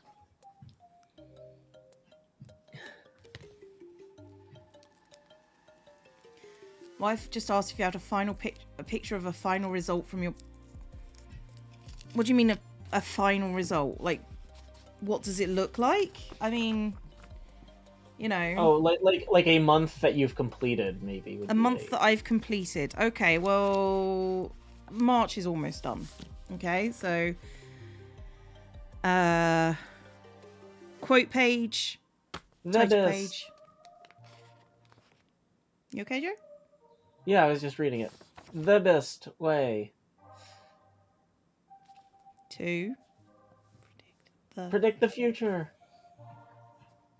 is to create March. Well, there's it down there, but Oh, I didn't see that because your hand was covering. And then there's March. The best I way to thought we were predict the supposed to future create is to more. create March, though. That's Yeah. true. Because once you can, create March, you're effectively a god. Yeah. And if someone asks if you're effectively a god, you say, well, not effectively. I never claimed to be effective. I felt like that is what I would have done with the children that I'm teaching to read. So that's preschool. There's a future log. There's the log, and then I've got my habit tracker, which I haven't filled in for a few days. Video planner, and then that's video stuff. And then, granted, not been feeling great. Was it the beginning of March when I got COVID? I think so. I think it was. Honestly, who knows? It was somewhere around this time period where I got COVID, and so there's not a lot in it. But I just use it, all the things that I need to do, and then wasn't feeling great that month either. Great month, week. March has been a time for me, and then I'm starting to feel better, so I'm starting to fill in more stuff. And then we get into April, which is not filled in except for doing April Fool stuff. Yeah. Cleo, I'm really, the more I'm like starting to try to figure out how to draw a cat in the style that I want to draw a cat, the more I'm thinking it's funny if I just go to Google and do an image search for something like cat ear headband and just Photoshop it onto my Twitter profile picture and then put that as my character portrait for the game. Yeah, no, that works. That's good. It's very on brand. It is. But also, But the thing is, I said, I am playing with like the guy who wrote that How to Invent Everything book. Mm-hmm. And a bunch of other people that I genuinely don't. I don't want to look like I'm lazy. An idiot. Yeah. Yeah. I had COVID when we started season 9. Since people are asking, so I literally had COVID. It was early days, so it wasn't too bad. It got worse. But yeah, no, those people are kind of expecting you to be a dumbass, but a funny one. Yeah, I don't need to look like a lazy humorist. No. I'll leave that as an exercise for the viewer. If you want to Photoshop cat ears onto my Twitter profile picture, you are welcome to tweet that at me. I won't see it on my phone because I uninstalled the app, but the next time I sit down at my laptop and open tweetdeck.twitter.com, I'm going to be like, what the heck? Why? Because I won't remember asking for this either.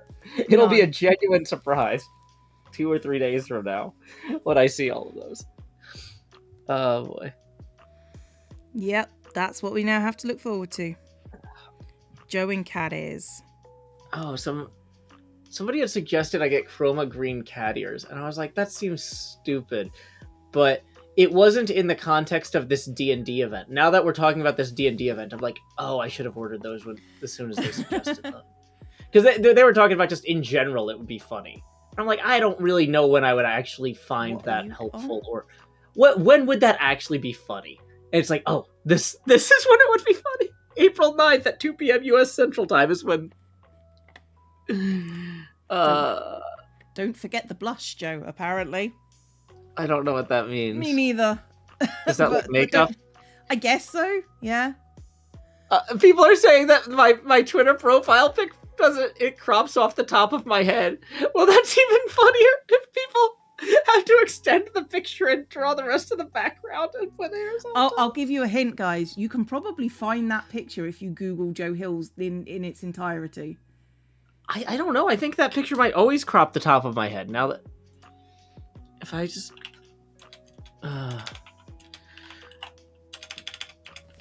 making sure I'm not doing this in the window that the browser is capturing.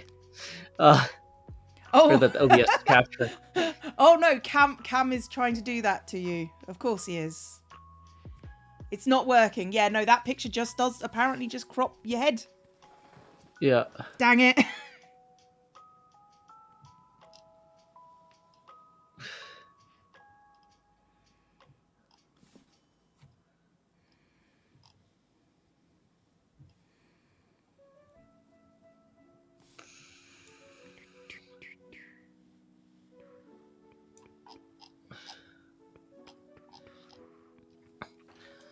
I'm trying to figure out how to draw my existing hair, and normally I would just look up at the webcam on screen. But the webcam is broken, so I gotta... Have you heard about our Lord and Savior? Mirrors. Oh, my play button's out of reach. Where's... My phone has a... That's like... I'm just gonna use increasingly ludicrous things to... Just look to at see a what my picture of hair looks Jesus. That's what your hair looks like currently. Okay.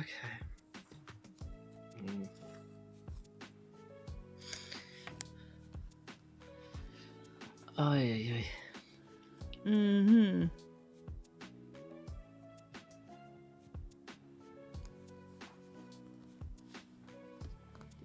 Can't be idealized kawaii without both ears and the blush. Ah, I see what the blush comment was. Mirrors don't work. Possible vampire? I don't know what kind of vampire Joe would be. Well, the thing is, like, the mirror thing with vampires, that was because they used to use silver in mirrors, but they gotten way cheaper. They don't use silver anymore, so a modern mirror should be fine. Wow, there goes Joe, just destroying all our knowledge about laws of vampirism. Yeah, people are like, there's not enough lore in your streams. I'm like, well, here's some vampire lore. Get on it, people. And they're like, add that to the wiki. That's not what I meant. That's not.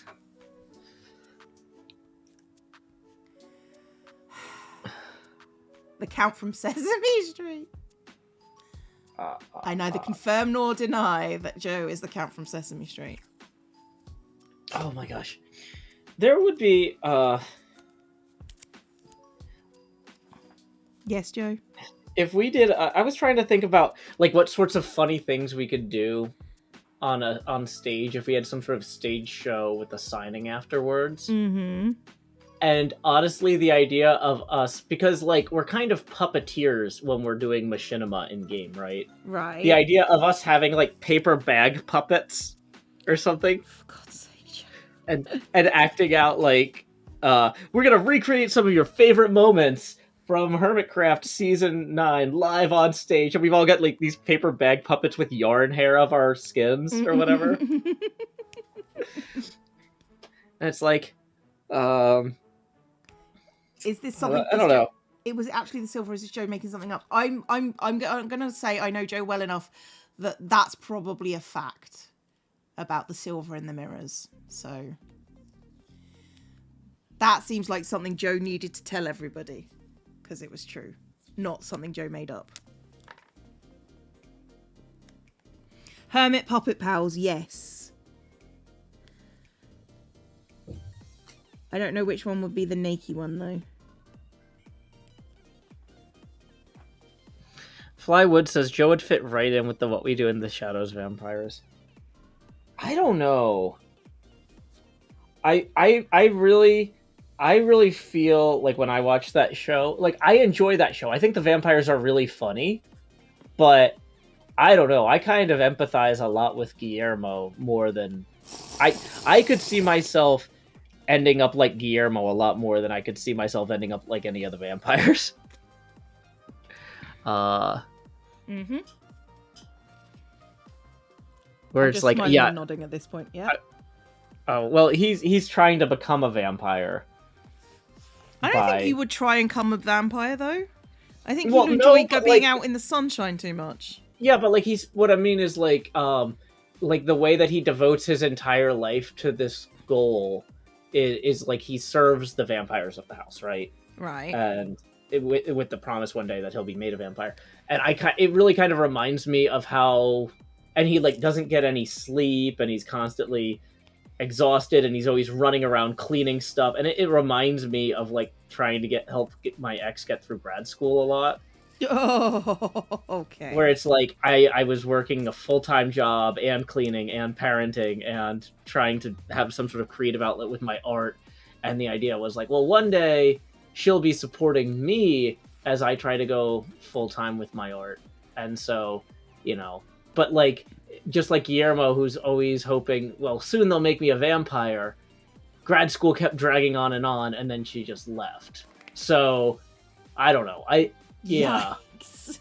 So, like, you might be able to see me as one of the vampires from What We Do in the Shadows, but, like, I can't get past seeing myself as Guillermo. Wow. I don't know how to feel about this revelation. Kind of sad. Yeah. Yeah.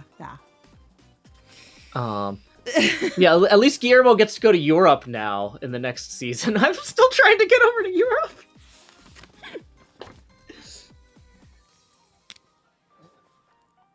Oh well. One day, Joe. Yeah. Well, I'm kind of curious to see what they do about that, because like a lot of the whole premise of the show is that it's vampires from the old country who have come over, kind of fish out of water, to either New Zealand in the original movie or to America. So they're basically vampires who were sent out to the colonies to conquer them, right? Mm-hmm. But then they never really did. They just kind of goofed off for a few centuries. And occasionally the Vampire Council from Europe will be like, how is subjugating the colonies going? And they'll be like, great. But nobody's really checking on anything. Right. So I'm curious to see how the show goes with some of the characters going back to Europe next season, because that's something they've never really tried. So. Mm-hmm. Okay. Isn't silver supposed to be antiseptic? Maybe werewolfism is a blood infection. I mean, I thought werewolfism explicitly was a blood infection. I mean, yeah, it's plastered with the blood, so... Yeah, it's a blood infection. So, I mean, yeah, we next problem there. Next problem is werewolves. Okay, got it. This is what this stream is, apparently. It's about werewolves, and... Matthew Lavis says, are you going for a foreign accent with the cat? The plan is for the cat to use my San Dimas accent. Because I've played this character before, and that works really well. Because the character is very wide-eyed with wonder and encouragement for the other members of the party. Whoa, I believe that this fellow has a most excellent idea. Why don't we just kick down the door? Are doors not just floors for our feet? like stuff like that. Yeah. It lets me say a lot of ludicrous things with a funny cadence, which I love. Which is what Joe is all about, generally speaking. If I could do a New Zealand accent, playing a D&D character with a New Zealand accent would be so fun. Because that's... I think that's an accent that lends itself very well to comedic cadence. Mm-hmm. But it's not one that I've mastered. Fair enough. But yeah, there's a great scene in What We Do in the Concords, or not What We Do in the Concords, Flight of the Concords. Wow. Flight of the Concords, where they're worried that one of their friends has been killed in a gang fight, and they're trying to explain it to an American, or like what happened, and the American's like, "Where's Jermaine? He maybe did." What? He maybe did. Well, maybe he did, and maybe he didn't, but where is he? Oh, dear. And then, no, man, he maybe did. And then they all kind of take their beers and pour a few sips out on the sidewalk. It's just, like, really great. Just ludicrous. Just... yeah. All over. I'm learning so much. Probably best that you stop, to be honest, in this stream. Oh, yeah. Push this. I want to do a Mongolian accent for the hobgoblins in my D&D campaign, but all I could manage was French.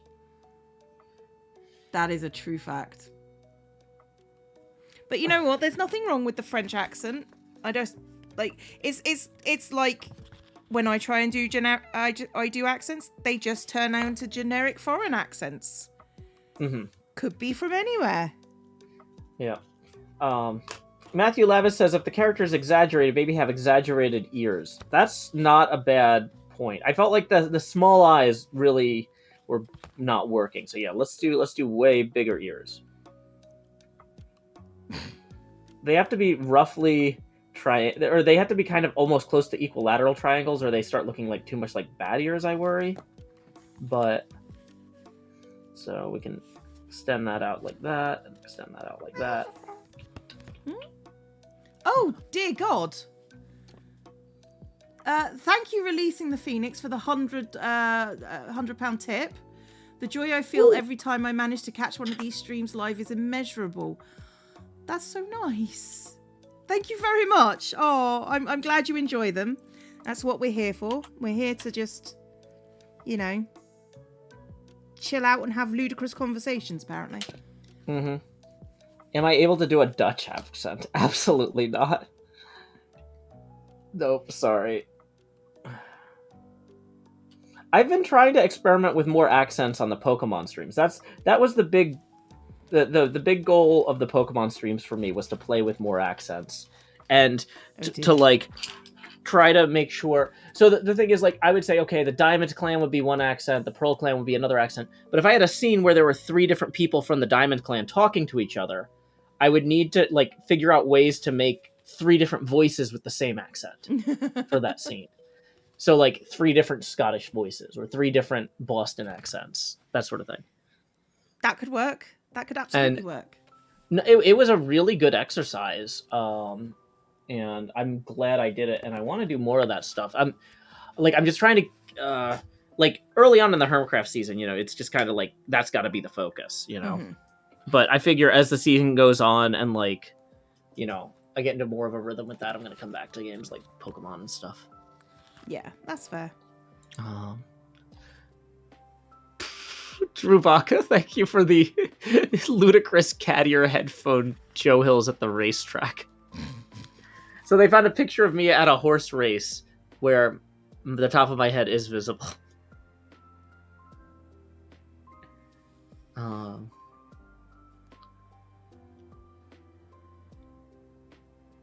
I think you're going to end up with multiple tweets of you in various positions with cat ears now.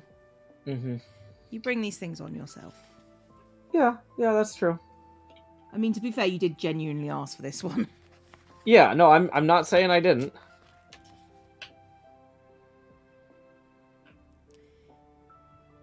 That letters decal sheet is an excellent graph of the frequency of letters in days of the week. Yeah, there is. It's true.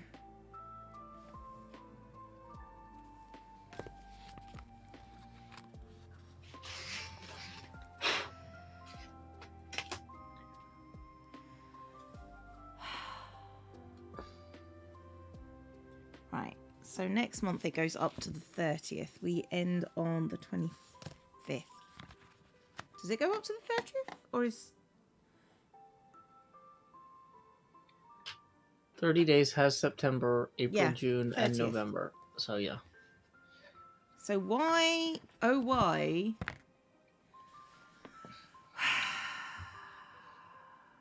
Welcome, Julia.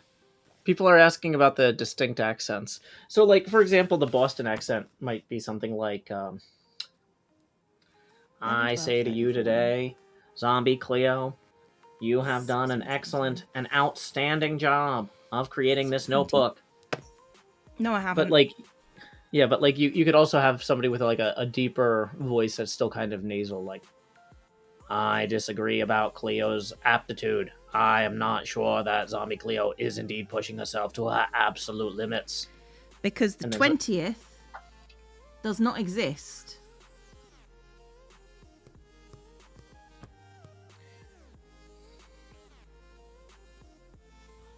Well, and like one thing though you can do too, and I learned this trick from Brendan Adkins. He's like, he was talking about the difference between one of the characters that he voices, who is a professor and a doctor. named Profoctor Davies. Mm-hmm. Neither degree is real. He's just like, well, I knew that I was going to be using that character voice a lot in the show, so I wanted something that was easy to do. So I decided to just do my own voice, but prevent myself from smiling. And you don't realize how much you smile when you talk until you try to do a character that's just your voice with no smile, but you can really hear the difference, God.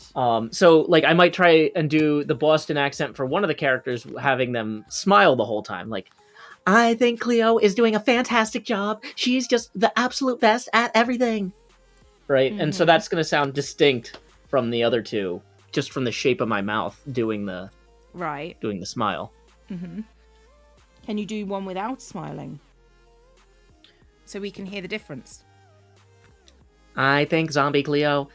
See, I can make it higher, but also not smile. I think Zombie Cleo is not doing a very good job. Quite honestly, this is a little bit of a disappointment. So this is just as high as this is, to some degree, but the smile, it's a little bit more plosive and things like that because of the shape of my mouth. I see. And, like, there are other things... Oh, go on. No. I was saying I agree. I see. Yeah. And, like, it's funny, too, because, like, the Minnesota, like, American, kind of...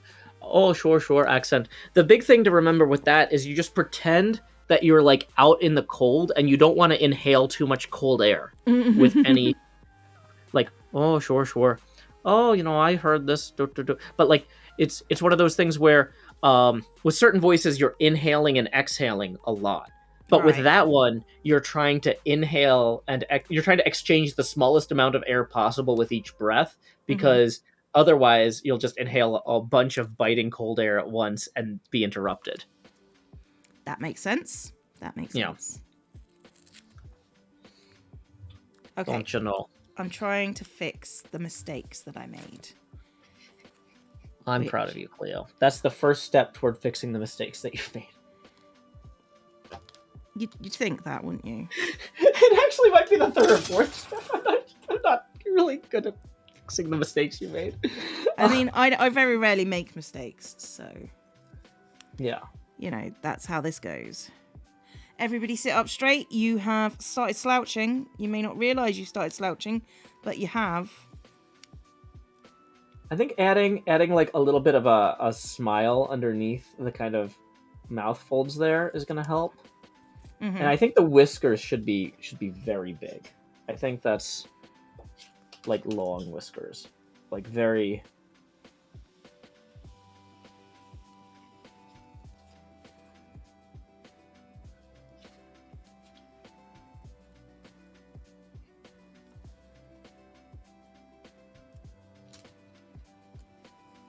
Okay. I'm trying something here where they're the same lines, just with a break in them. Mm-hmm. That looks like a dumb cat. I mean, that's what you're after, isn't it? That's what I'm after, yeah. Oh no. Chewbacca has photoshopped a cat nose onto me as well in one of these. With the caption, arguably worse. Yes, you've made a strong and successful argument. Yep. It is arguably worse. Yep. Thank you for the bits, Mini Cheese Mouse. Chris Logic says, I think it looks adorable. Wittershin says, I love it. Yeah. I kind of wanted to have some sort of like hair thing. Because May from Night in the Woods has like a triple shock of hair here. Like kind of goes up like this. Mm-hmm. And I don't want to have that. I was trying to figure out a way to do hair that was kind of like loosely based on my hair, but didn't make it look like sad eyebrows. And so Helical Pixel says he looks like, hi, can I help you? Rotation. Hi. What you doing? Who is the expert in being rotation, says, I like how it looks like the animated Cleo is looking intently at Joe's drawings because of the camera rotation. But I am. if anyone wants to mess with that, the camera rotates based on the tipping amount, and tips are welcome via paypal.me/JoeHills and YouTube Super Chat. A lot of people are saying I love it, so if you want to disrupt their experience... If you want to disrupt their experience, go right ahead. We're not going to stop you. We're going to encourage you. Yeah.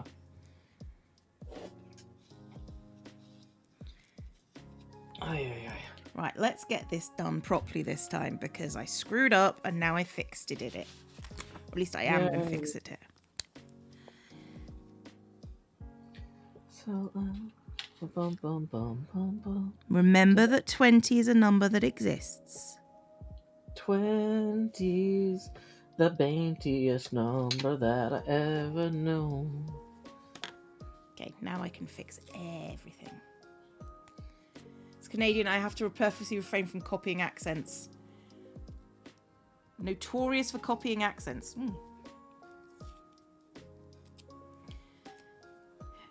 The thing about copying accents is when your brain just automatically goes, yep, this is fine. And you go, no, that's really insulting. Should stop doing that. What's the brown thing on Tuesday? It's a shell, not a poop. Which is, I know where your brain went, but it's not a poop. Duskadair says, what if your cat drawing was wearing a headband with cat ears on? I was actually considering just having... This character is so dumb. I was actually considering just drawing him as a human with cat headband ears. And... Because the thing is, so he's technically a divine soul sorcerer. So the thing about sorcerers is they don't actually have to know where they get their magic from. It's just innate, right? Yeah. And divine soul means like somewhere in their bloodline or something, they have some sort of connection with the celestial realm or a god or something. But it's not like a cleric or a paladin where they're sworn to serve that god or where they had to study or anything, right? So I was thinking that this character would kind of see himself as like, I like to think of myself as like a cleric of the universe because like I'm good at listening to the universe because of my ears. And just having them being cat ears on her. Yeah, like these ears. Yeah, I wear these ears to represent listening. And it's like, but you also already have big ears. Well, that would save me a lot of money on ear replacement, I guess, if I just pointed at those instead. Huh. Like, but yeah, I don't know. Like I just, but I really like the idea of playing a dumb magic user because a lot of people play dumb fighters and stuff like that. Yeah, no, dumb magic user is much more difficult, but you got to have charisma, which your character has. So yeah, the character is a charisma caster as a sorcerer, and go on. Yeah. I'll do it after you finish. Well, and because of the cleric spell list, most of the spells I'm choosing spells that are optimized around either actually helping or amplifying the dumb decisions that other people make, right? Like, what are spells that let me give other people bonuses on their rolls to attempt stupid stuff, right? Because, like, the character's supposed to be very encouraging, so how do I find spells that encourage? And, like, the clerics do have a lot of kind of buff spells. So, yeah, I get to play with the spell list of a cleric without the theological limitations of a cleric. Which I think is fun. Sorry, Corpse has just said, yep, never played an unintelligent caster, never, ever. One of Corpse's characters was a mechanist? It's like they made things and just like everything just spouted fire and was made of meat and was ridiculous. Machinist. No, I don't think it was. Yeah. Artificer, yeah. And they just made like a giant meat dragon and, you know, all sorts of ridiculous things. And it was just, I enjoyed that one immensely. But yes, Luke Chris Walker has resubscribed. That 9 months is your Twitch baby. You don't have to worry about that. Thank you very much for that. But yeah, no, playing stupid casters is great. Currently, I'm playing a paladin who is an atheist because you can get away with that now. But he was an ex-pirate, and he's a paladin of not vengeance.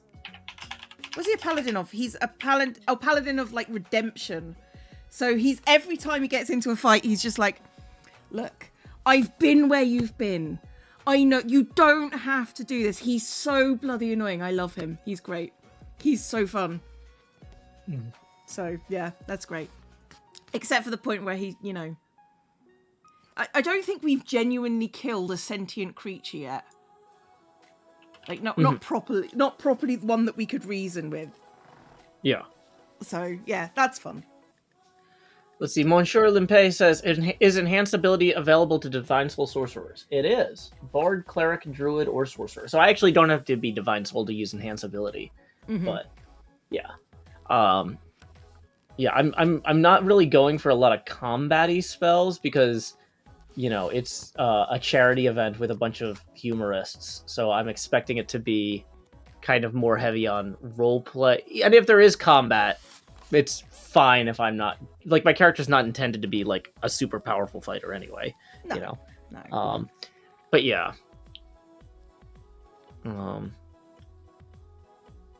So I'm picking I'm like, what are the spells that I didn't know existed? What are the spells that nobody takes because you have to like not take something? Like, what are the spells with the highest opportunity cost? Right. I've started picking things that sound fun rather than picking things that are useful, because everyone else in the party is much more useful than me, and that's always fun. So, you know, I've picked things like, you know, hold person, so I don't have to fight people, sleep. Those are the sort of things that are in my current paladin's repertoire, and I really enjoy that because it's just sort of like it's a different way. And I think we're making our current GM's life a nightmare because we've decided that we're going to get intimately acquainted with the grapple rules. The grapple rules are a nightmare for Dungeon Masters. Oh yeah. So yeah, we've got a lot of grappling done in our party. So nice. Yeah, Pushed is my current GM. So yep, and it's just sort of like, yeah, we're going to grapple it. Why? Why are you going to grapple everything you see? Because we've never done it before. And it's funny. Hey, Witter, thank you for tipping 5. That's going to get us 5 more degrees of zombie Cleo rotation since the webcam was currently broken. I'm going to have to go to the bathroom, though. Okay. So. Well, I'm still going to rotate your camera source. Okay, so. Well, whilst you're doing that, I'm going to put in my Be Right Back screen. Okay. Okay, and I'm going to leave it up to you. Ooh, no. I'm going to mute myself, and I'll see you soon. Okay, will your chat be able to hear me? Yes, they won't be able to hear me, though. That's fine. Let's see. Arena Snow says, I've noticed that too. Pizza Log says, I have a simplified note card in my DM screen for grappling. Yeah, so for those of you who haven't heard me tell this before, my party in Pathfinder loves grappling.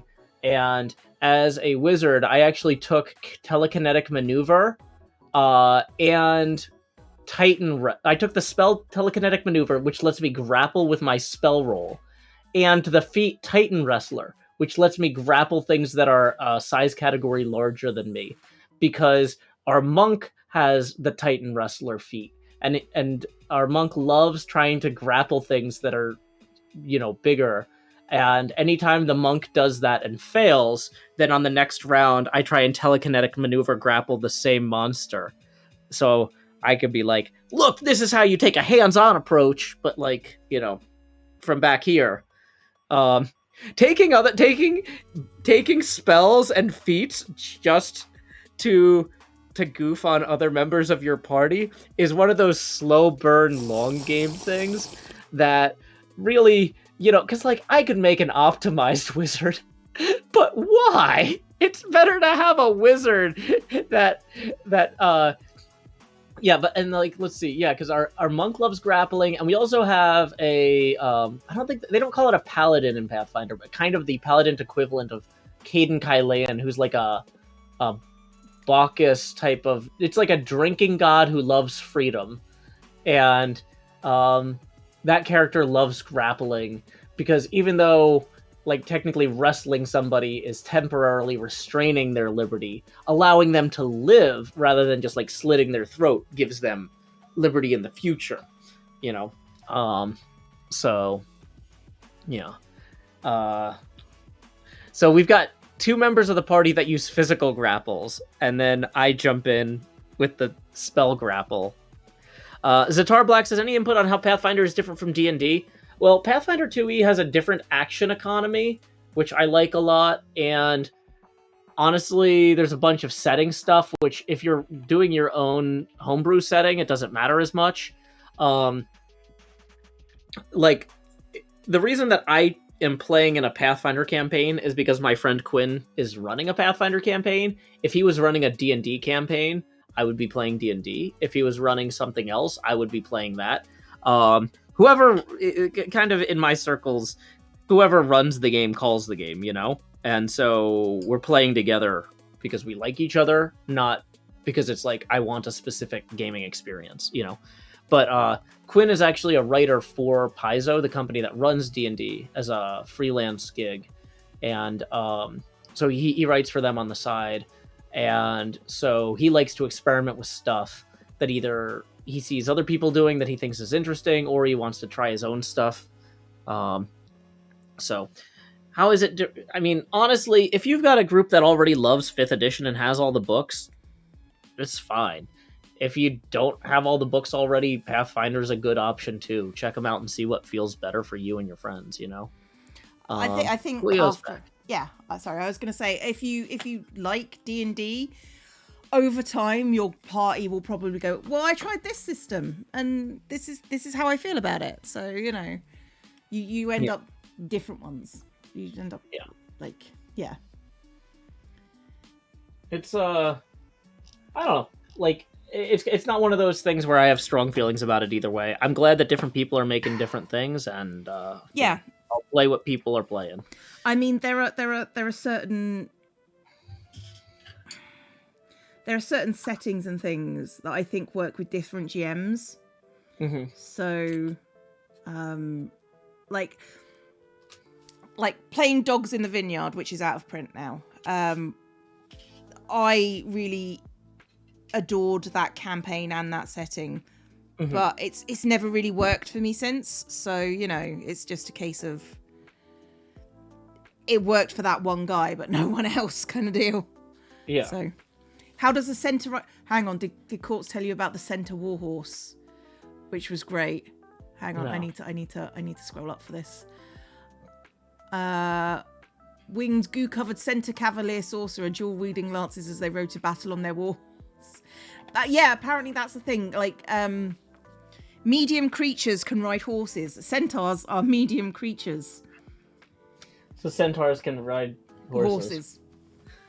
Well, but that's can also be ridden. That's where half centaurs come from, I guess. So, so you can have a centaur on a horse with another centaur on that centaur. You can have centaurs all the way down, is what I'm saying, technically speaking. Okay. Technically. If you're ignoring weight rules, then you absolutely can. Okay. Matthew Lavis says, ask your dungeon master what system is right for you. And they'll say, whatever I tell you to. Exactly. That's what I'm doing. Mahi Zero says, it's funny because Divine Soul Sorcerer is able to be one of the highest single target DPS casters in the game. Or damage per round, DPR. Wait, so how? Not because I want to do it, but because I want to do the opposite. And if I know exactly what people would want me to do, it's easier for me to be funnier while doing the opposite. So how would I make the highest damage per round caster as a Divine Soul Tabaxi Sorcerer? Because I'm curious. I want to set it up like I'm about to do that in the first fight. like, you know, I could tell a story where I think back and I remember a time when I was a young adventurer and I saw these 4 things in one place, and the 4 things are like the 4 elements of the spells that you would use to do the absolute ludicrous damage. And then I'm just gonna be like, and here's my Ray of Frost cantrip, because that's the only damage spell I have.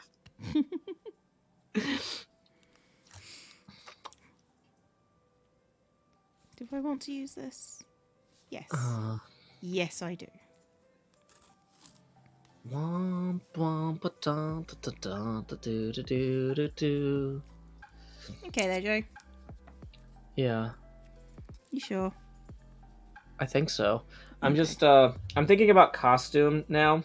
Like I'm doing like rough fashion sketches. I think because the character is inspired by Ted Theodore Logan, that I should have kind of a medieval equivalent. Like a So, like, waistcoat and... Like for example, like instead of the vest, Mm-hmm. I'm trying to figure out, like, do I want to have like a black leather vest, or do I want to have, because that they did have black leather, you know, and they had vests back then. But like,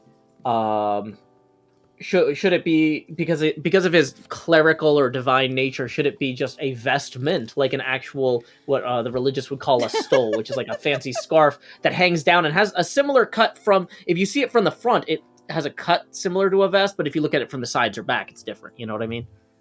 I do, which worries me, to be honest. And then also he has the shirt tied around his waist, and I like the idea of having that kind of like open, like almost something that you know, it could almost be a cassock, but not quite, because you know, in the same color though that as the shirt that Ted wears. He's got black shorts with sweatpants underneath rolled up, which is really cool as a costume element. And I didn't understand why you would do that until I tried it. It's actually super comfortable. Of course it is. And I guess the other thing is, in California, like they might have like wild temperature swings at night and stuff. Yeah. Depending on, you know, because San Dimas is closer to the desert and further from the sea, you know? Right. And so having an extra shirt around your waist and sweatpants you can pull down or roll up into your shorts is actually like a really, it's actually a very ready to go outfit. Yeah, makes sense. Makes sense. Glitch Cities describes a stole as a non-looping scarf. Yeah, that's a good way to put it. Melora says, grew up by San Dimas, can confirm cold mornings, hot days, cool evenings. Thank you, Melora. Okay. That's clever. It's clever. I like. Yeah, so trying to figure out, like, so the t-shirt would probably, instead of being a t-shirt, be like a button-up shirt with the sleeves rolled up. Okay. So gotta...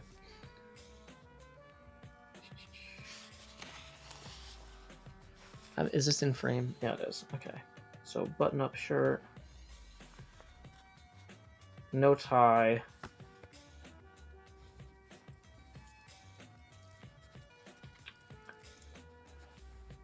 Yeah. Okay.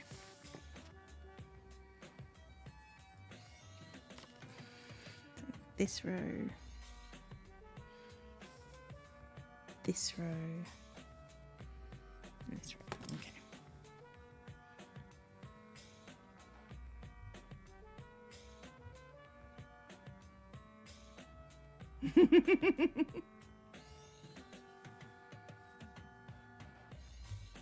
Like hearing about all the people that like in their D&D characters. Like D&D community is relatively inclusive. Although you need to be careful. Like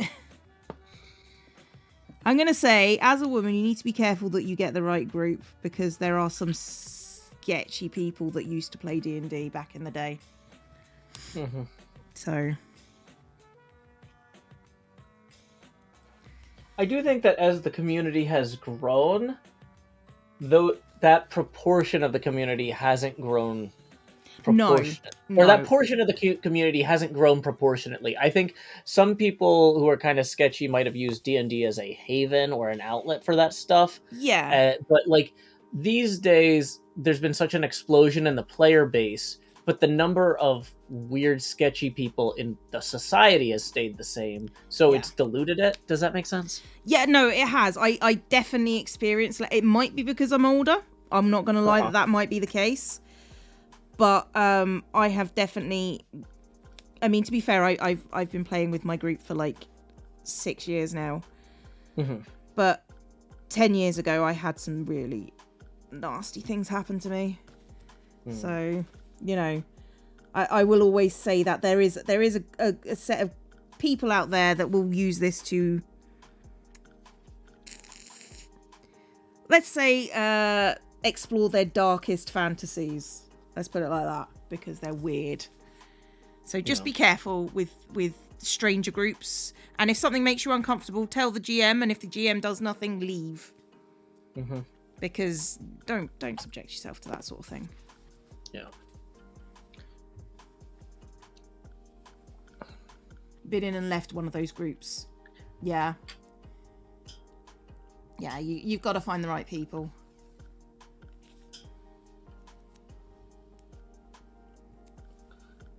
Okay, Mahi Zero is saying that if I did Divine Soul Sorcerer / Warlock combo, that's how you get the high damage. Well, I'm not going to do a Warlock combo, because the whole charm of the character is that the magic is unsourced.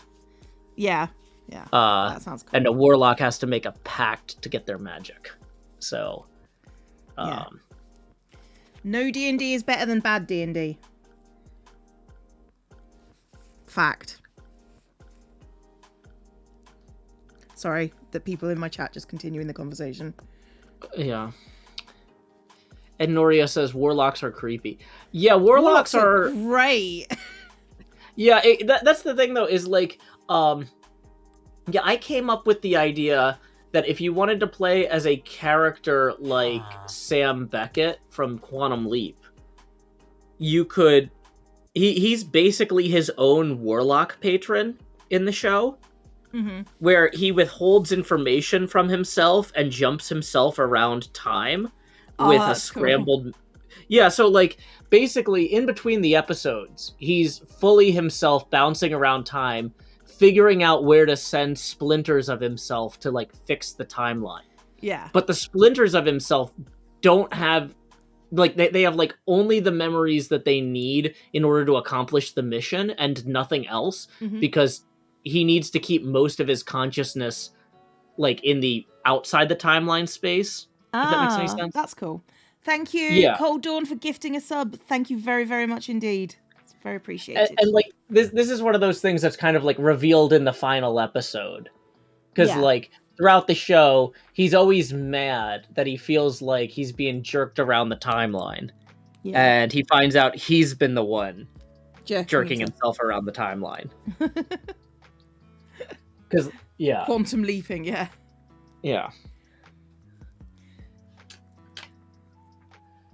So, I've actually got a rough homebrew Warlock thing, kind of loosely modeled after that. But I can't call it the Sam Beckett or whatever and sell that. So,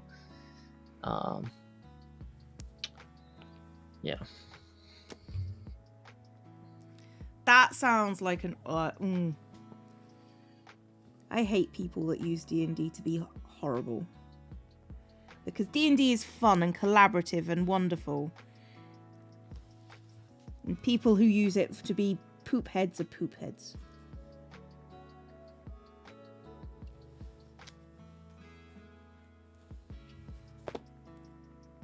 Oh, hey, welcome Lainey. On, I didn't see it was you. Lainey. This is Laney-bug. This is not someone Jamie. I know, not Jamie. Okay. Well, sometimes Janie Laney hangs out in your chat instead of mine, which is fine. No judgment. Which is fine. Your chat's better moderated. By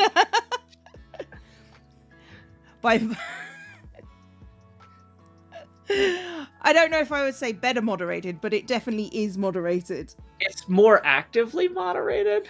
Yes, it is. And I prefer that because, you know, sometimes people aren't very nice to me. No, that's fine.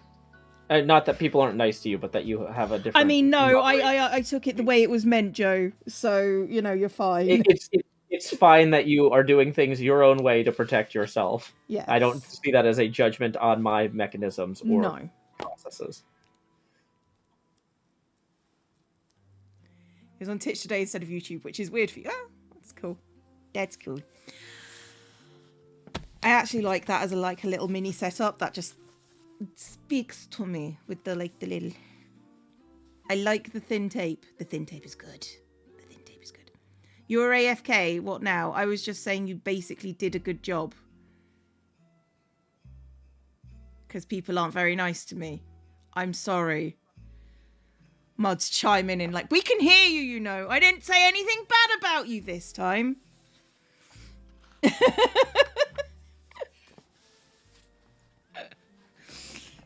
I'm sorry I was being nice.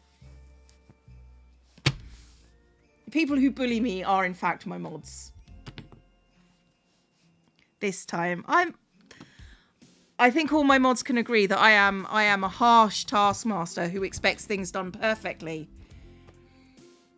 100% of the time, because, you know, otherwise madness abounds. So yeah, I'm thinking that, like, instead of having the shirt So like in the traditional Ted Theodore Logan costume, you would have the shirt sleeves tied around the waist, covering where the belt is. But I'm almost thinking of having this be more expressive, like a cummerbund type thing. Where so it's like thicker around here. Mm-hmm. And then kind of drapes down, kind of like a cassock or a skirt, but that's open in the front. That sounds good, actually. Yeah. Are me and Joe having a lovely day? That's a question. No, it was, I hope you're having a lovely day. But are we? Can we genuinely say that? So I actually don't know enough about what the word lovely means. Like, if somebody's really trying to ask me that, like... Are you having a lovely day, Joe? Well, like, that's the thing, is, like, you know, for example, this is... I got a what do you call it? Smartwatch, right? Mm-hmm. And I take my kid to the library for, like, the 3-year-old reading time or whatever. And the children's librarian sees my watch and goes, "Oh, that's one of those. Do you just love it?" And I'm like, I like it. It's a good watch. I'm like, I'm happy with the purchase. You know, I found it's great when I'm pushing a stroller because I can see my texts without getting my hand off the rail, off the handles or whatever. You know, but like, you know, that's the sort of question that's gonna haunt me for years. The fact that I'm bringing it up now means I still haven't. Well, like, considering you're talking about that she was 3. That's 5 years. So it's like 6 years ago. Yeah, it's like, you know, I don't know that the word love is appropriate there, but like maybe I'm too narrow-minded. Like, I like it a bunch is the answer to that. It's okay. I like it. I'm happy with it. I feel like is usually how I would respond to that sort of like.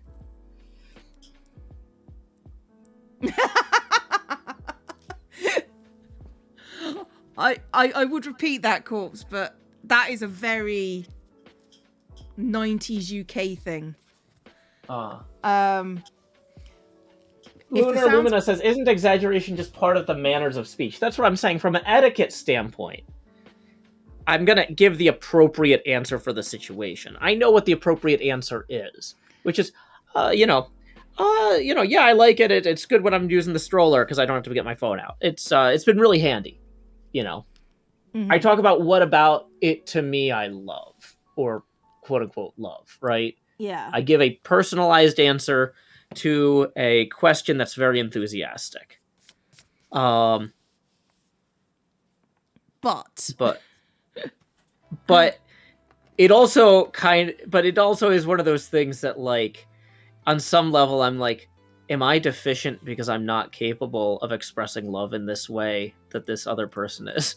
Like, I mean, I think we're the all answer is deficient. no, because it's a watch. But we're deficient in many ways, Joe, but like not recognizing love. I don't think that's you necessarily. No. I think that's something you're very capable of. Yeah, I'm fine at loving a people, but, like, you know, it's like, am I missing out on some of the experiential joy of life? I mean, By not... arguably, yeah. Yeah. But, Yeah. So... But is it necessary? Is it necessary to love everything? No, I don't think it is. I think it's fine to say, like, in the same way, like, the smartwatch was kind of like getting a better stroller.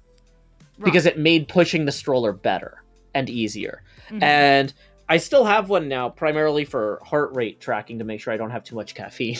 So there's like a health element. Jesus Christ, Joe. How much caffeine do you have? I don't keep track, so I need to track the symptoms.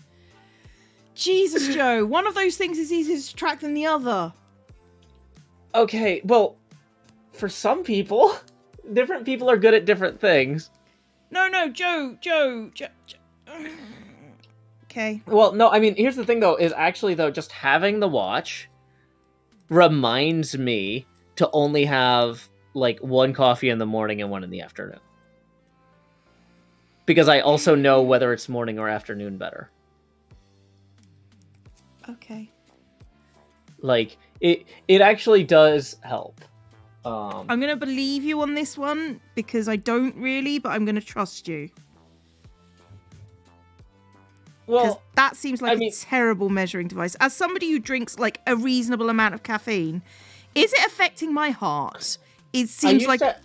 I used to have my heart would start racing sometimes because I was drinking too much caffeine. And then once I got a watch with a heart rate monitor in it, mm-hmm. I was just, like... continuously more aware.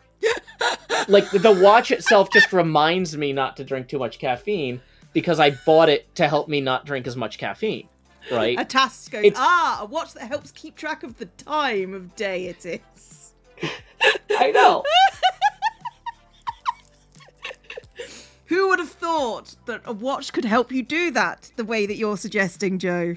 I know. No, but that's what I'm saying, is the watch actually does help me with this goal. I got my... So the first smartwatch I got didn't have the heart tracker, because they didn't have the heart rate tracker built in yet. And then I upgraded to one that did have one a year or two later, when that one broke, because, like, I was carrying my daughter, like, up a stairwell, and she moved a weird way, and it, like, got slammed into a brick wall, basically, when I was trying to, like, stop her from wriggling out of my arms. So I was like, well, should I replace it? Oh, the new one has a heart rate monitor, and I've been having trouble keeping track of how much caffeine I'm drinking. Maybe that would be good. And it worked. God, Joe. I'm not judging. I am. Matthew Lavis says different people are good at different things. I can't stop laughing. How is that funny? That's true. That's true. But basically, to some degree, like, getting the watch was like tattooing on my wrist, don't drink too much caffeine. And it's just always there on my wrist now. So I don't drink as much caffeine. And I haven't had any heart racing problems since I got it, which would have been probably 5 years ago now, I guess. My daughter was 3 when I got the first one. It'd be 5 or 6 years ago I got the second one to replace it when it broke. Because I got the first one as a gift from my day job. As like a for Christmas thing. Wow. That sounds like appreciation. The job's allowed to do that? Well, I mean, if you think about it, the smartwatch is like $350. And, like, you know, some places give you a bonus that's 10% of your salary for Christmas. So, you know. I've never had a job that gives me any kind of bonus for Christmas. Well, yeah. So I'm just saying it's one of those things where it's like, well, this is nicer than not getting a smartwatch, but it also would have been nice to get 10% of my salary, like people who work in finance or something. Oh yeah, but they can't write off an extra 10% of your salary. They can write off gifts. Kind of. They can. It depends on how the bonuses are structured, and there's, yeah. Wittershin says it's cheaper to tie a string on the finger. Yeah, but this has like a magnetic clasp. Ooh, magnetic. Ooh. See, I got a Fitbit recently. I'm not wearing it, as you can tell, but like that's because I'm trying to keep track of like actually doing stuff. So well, this does keep track of my like movement and getting up and exercising and stuff too, though. Fair. Magnetic string. Ooh. Yeah. We'll be jealous of Joe and his magnetic string. Yeah, I got the fancy watch band right after the divorce because I was like, you know, I'm going to start going on dates again, presumably at some point, and it'd be nice to have like a nice watch band for when And then I go COVID. out. And then COVID hit, and so then I ended up I switched back to the elastic band, and this magnetic one is just sitting in a drawer for like since COVID hit basically. And there was something that happened last week where I had to go somewhere nice, and I forget what it was, and I've just been too lazy to put the elastic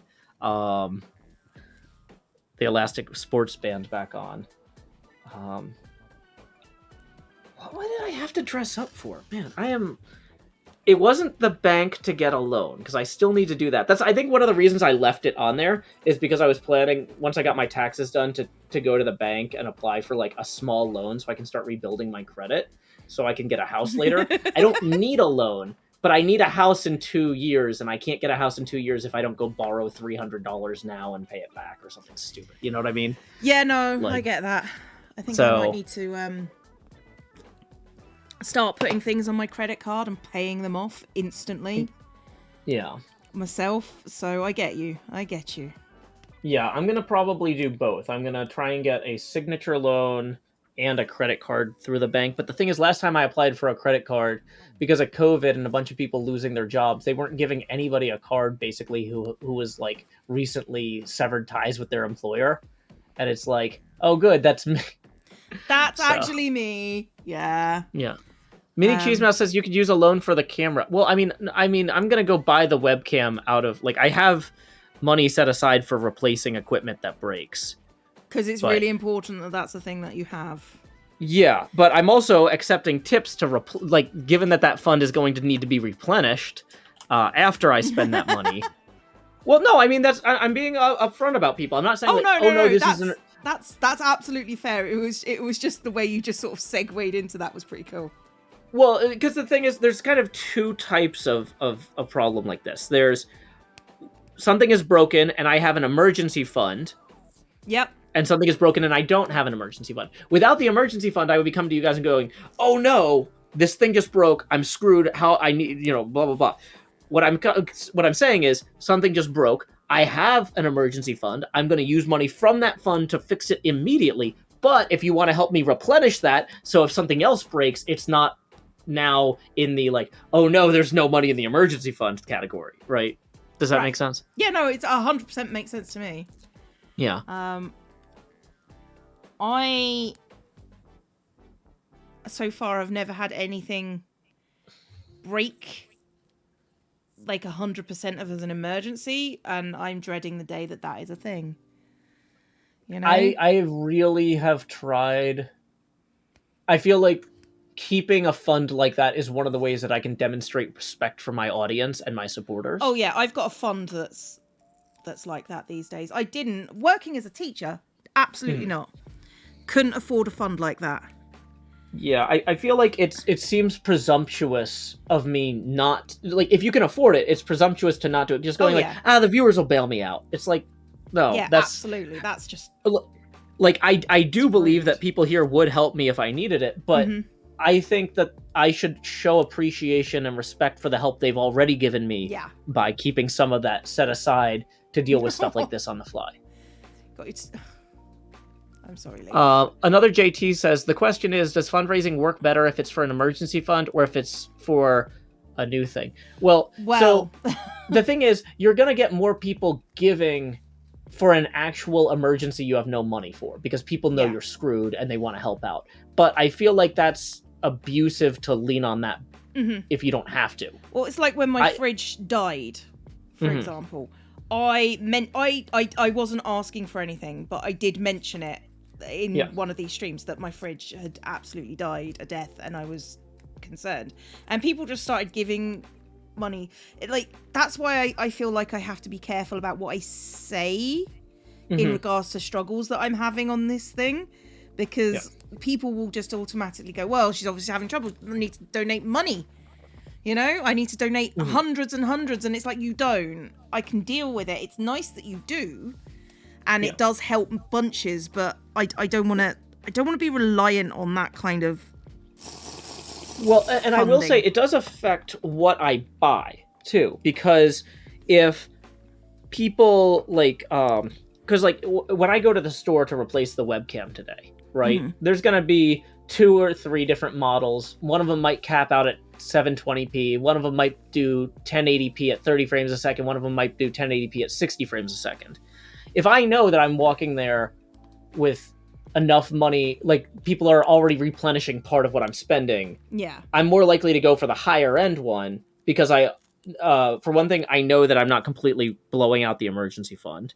And for another thing, I want to demonstrate my appreciation for the community by reinvesting in better tools that will make their experience better. Yeah.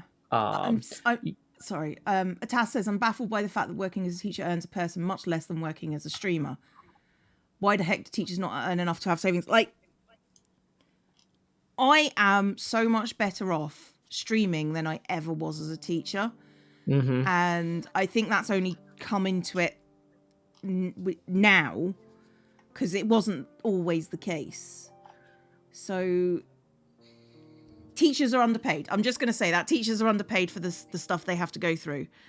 Well, and also one thing to keep in mind is that Cleo has been an entertainer for 12 years now. And so a lot of people who are just getting started in streaming aren't going to make money competitive with being a teacher, but somebody who's been honing their craft for 12 years is going to potentially warrant a premium in terms of that sort of thing. And and initially starting out, I mean, you guys have seen, when things get really hectic and donations are coming in thick and fast, you've seen it. Thank you, Sven, for the gifted sub to Atast. But okay, that was a jump scare. It hasn't come through yet. But yeah, you guys have seen it when people donate huge amounts. Like Mother of Kobol's just gifted 10 community gift subs. Thank you very much. It can get absolutely crazy. I mean, one of the stream days, the High Emmett Craft stream days, one of those days got really out of hand, and I ended up earning more than sometimes I do in a month. And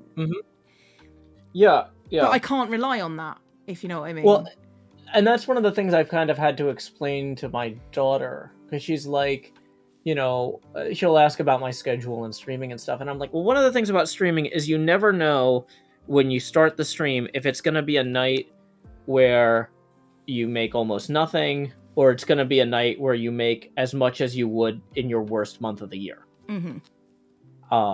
And so, to some degree, if you don't show up, you don't find out.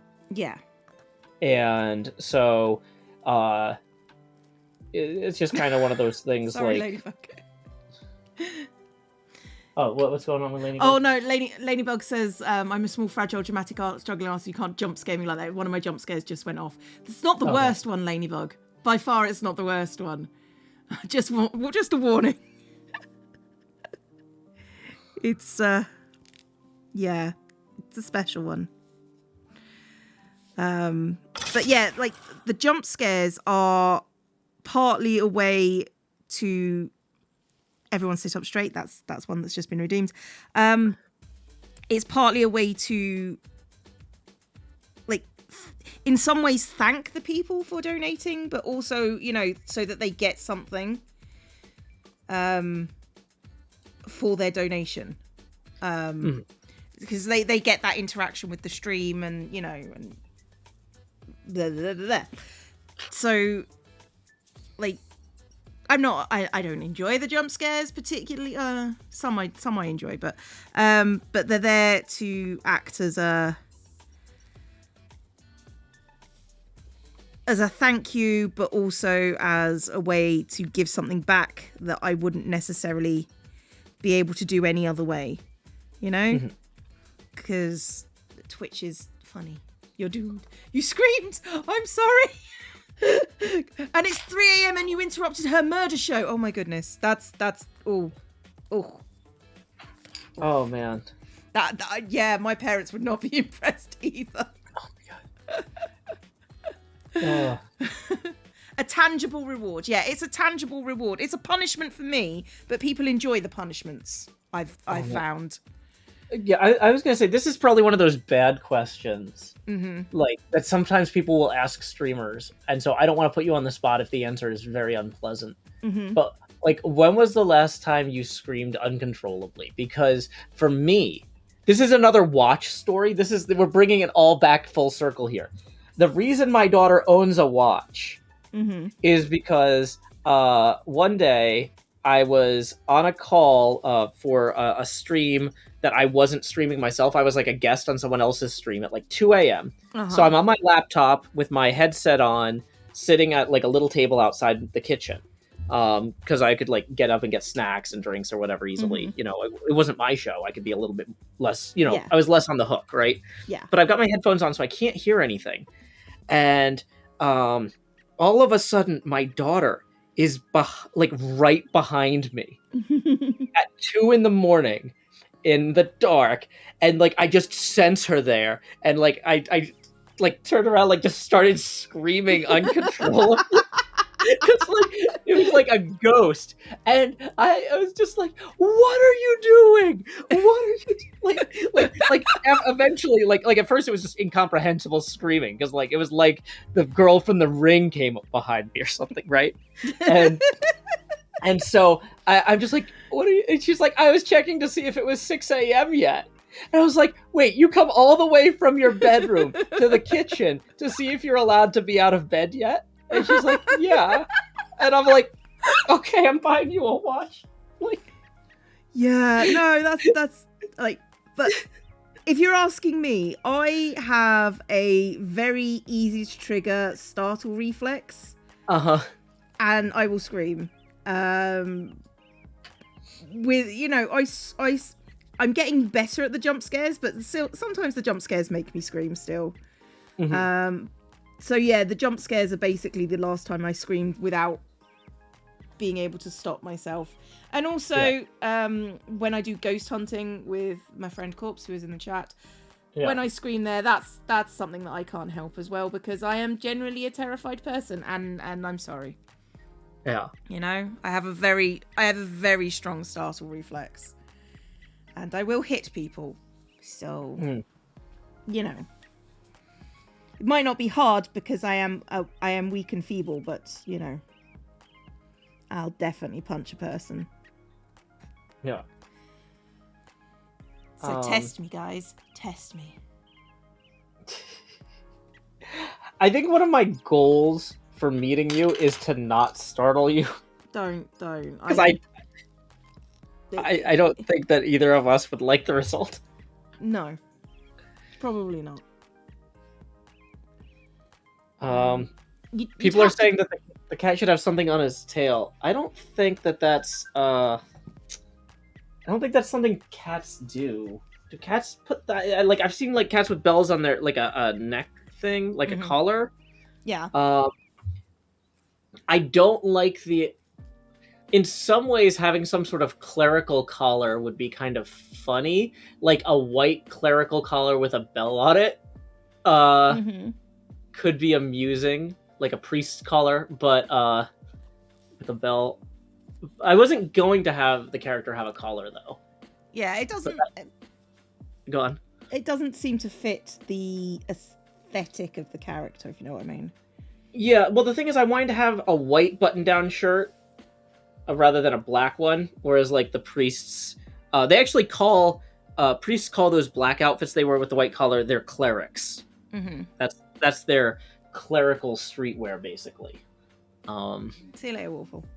Yeah. As opposed to, like, their ritual garments that they wear during services. Okay.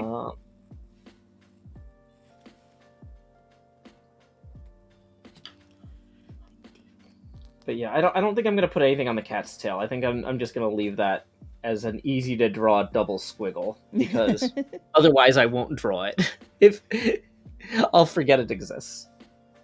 Yeah, that sounds about right. I'd do the same.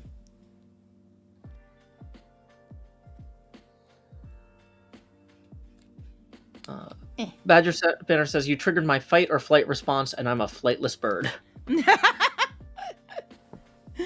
Oh man, cassowaries are brutal. Yeah, don't get in a fight with a cassowary. Wasn't intending to, but sure.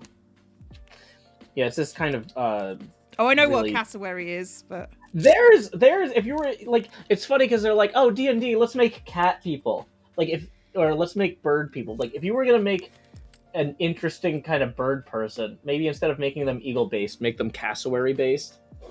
Oh god, yeah, I would play a cassowary in a heartbeat. That'd be really cool. Now I'm like, you know, I spent 2 weeks working on this character design. I just picked out all the spells, and it's like, or I could re-roll as a cassowary monk or something. Hushed. Can I be a cassowary? Cassowaries remember being dinosaurs. Yeah, good point, Liara.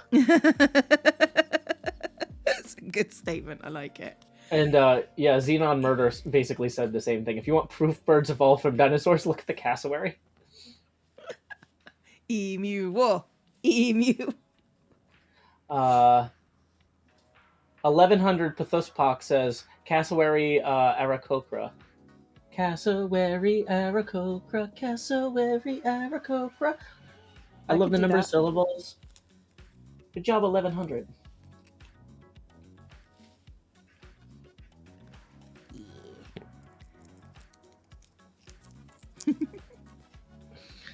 Didn't evolve from dinosaurs. They are the dinosaurs. Who looked at evolution and said, "No thanks, I'm good." Yeah, Liara says they were like, never mind on the whole flying thing. I'm just gonna go back to ripping things to shreds. I'm good.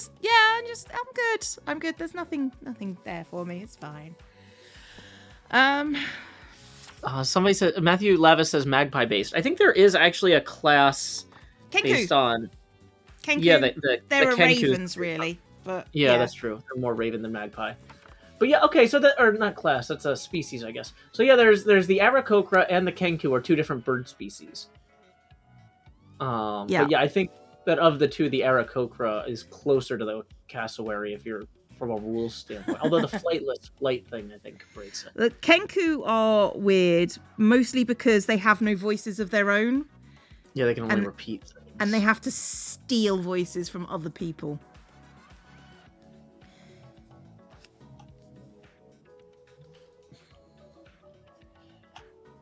Which I find confusing as an idea.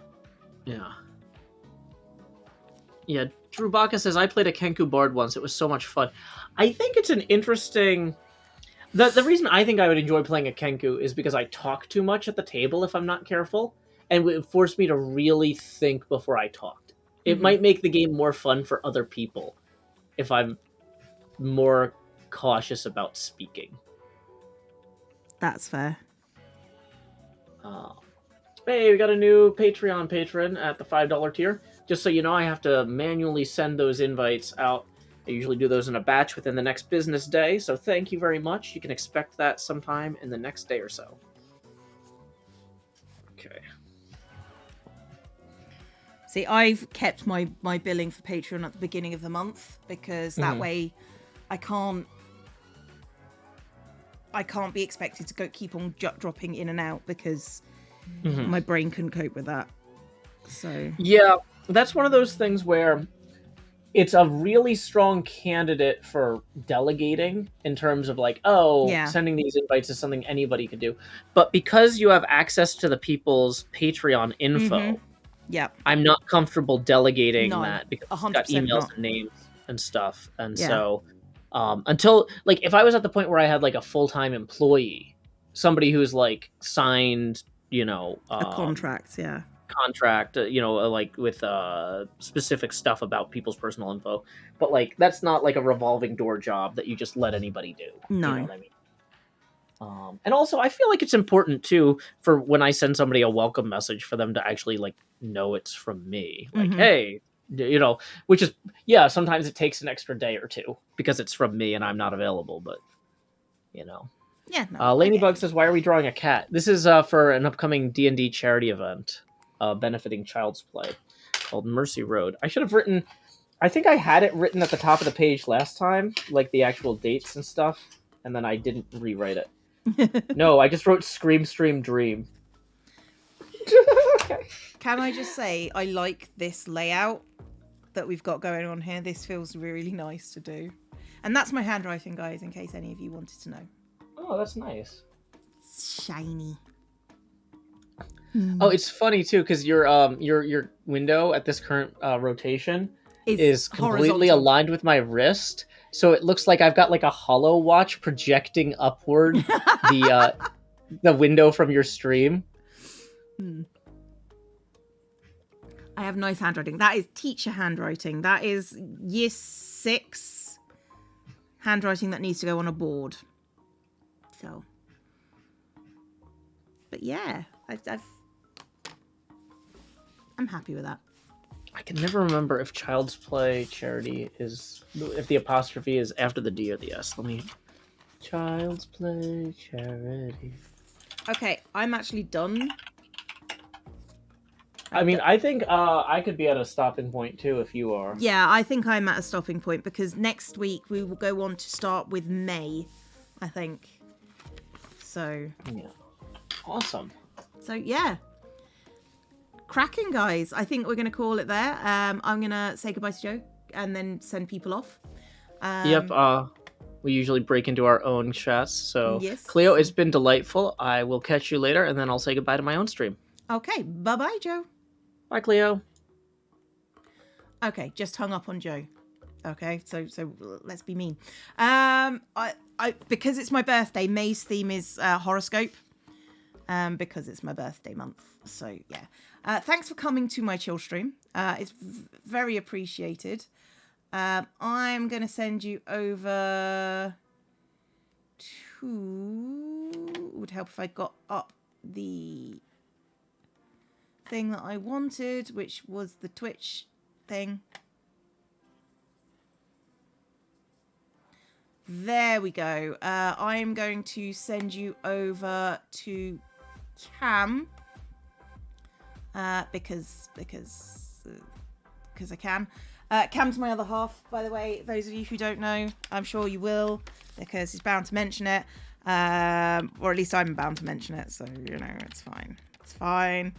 And I will see you later. Thank you very much for coming out. I appreciate you. You have been wonderful, and I will see you lot next time. Bye bye.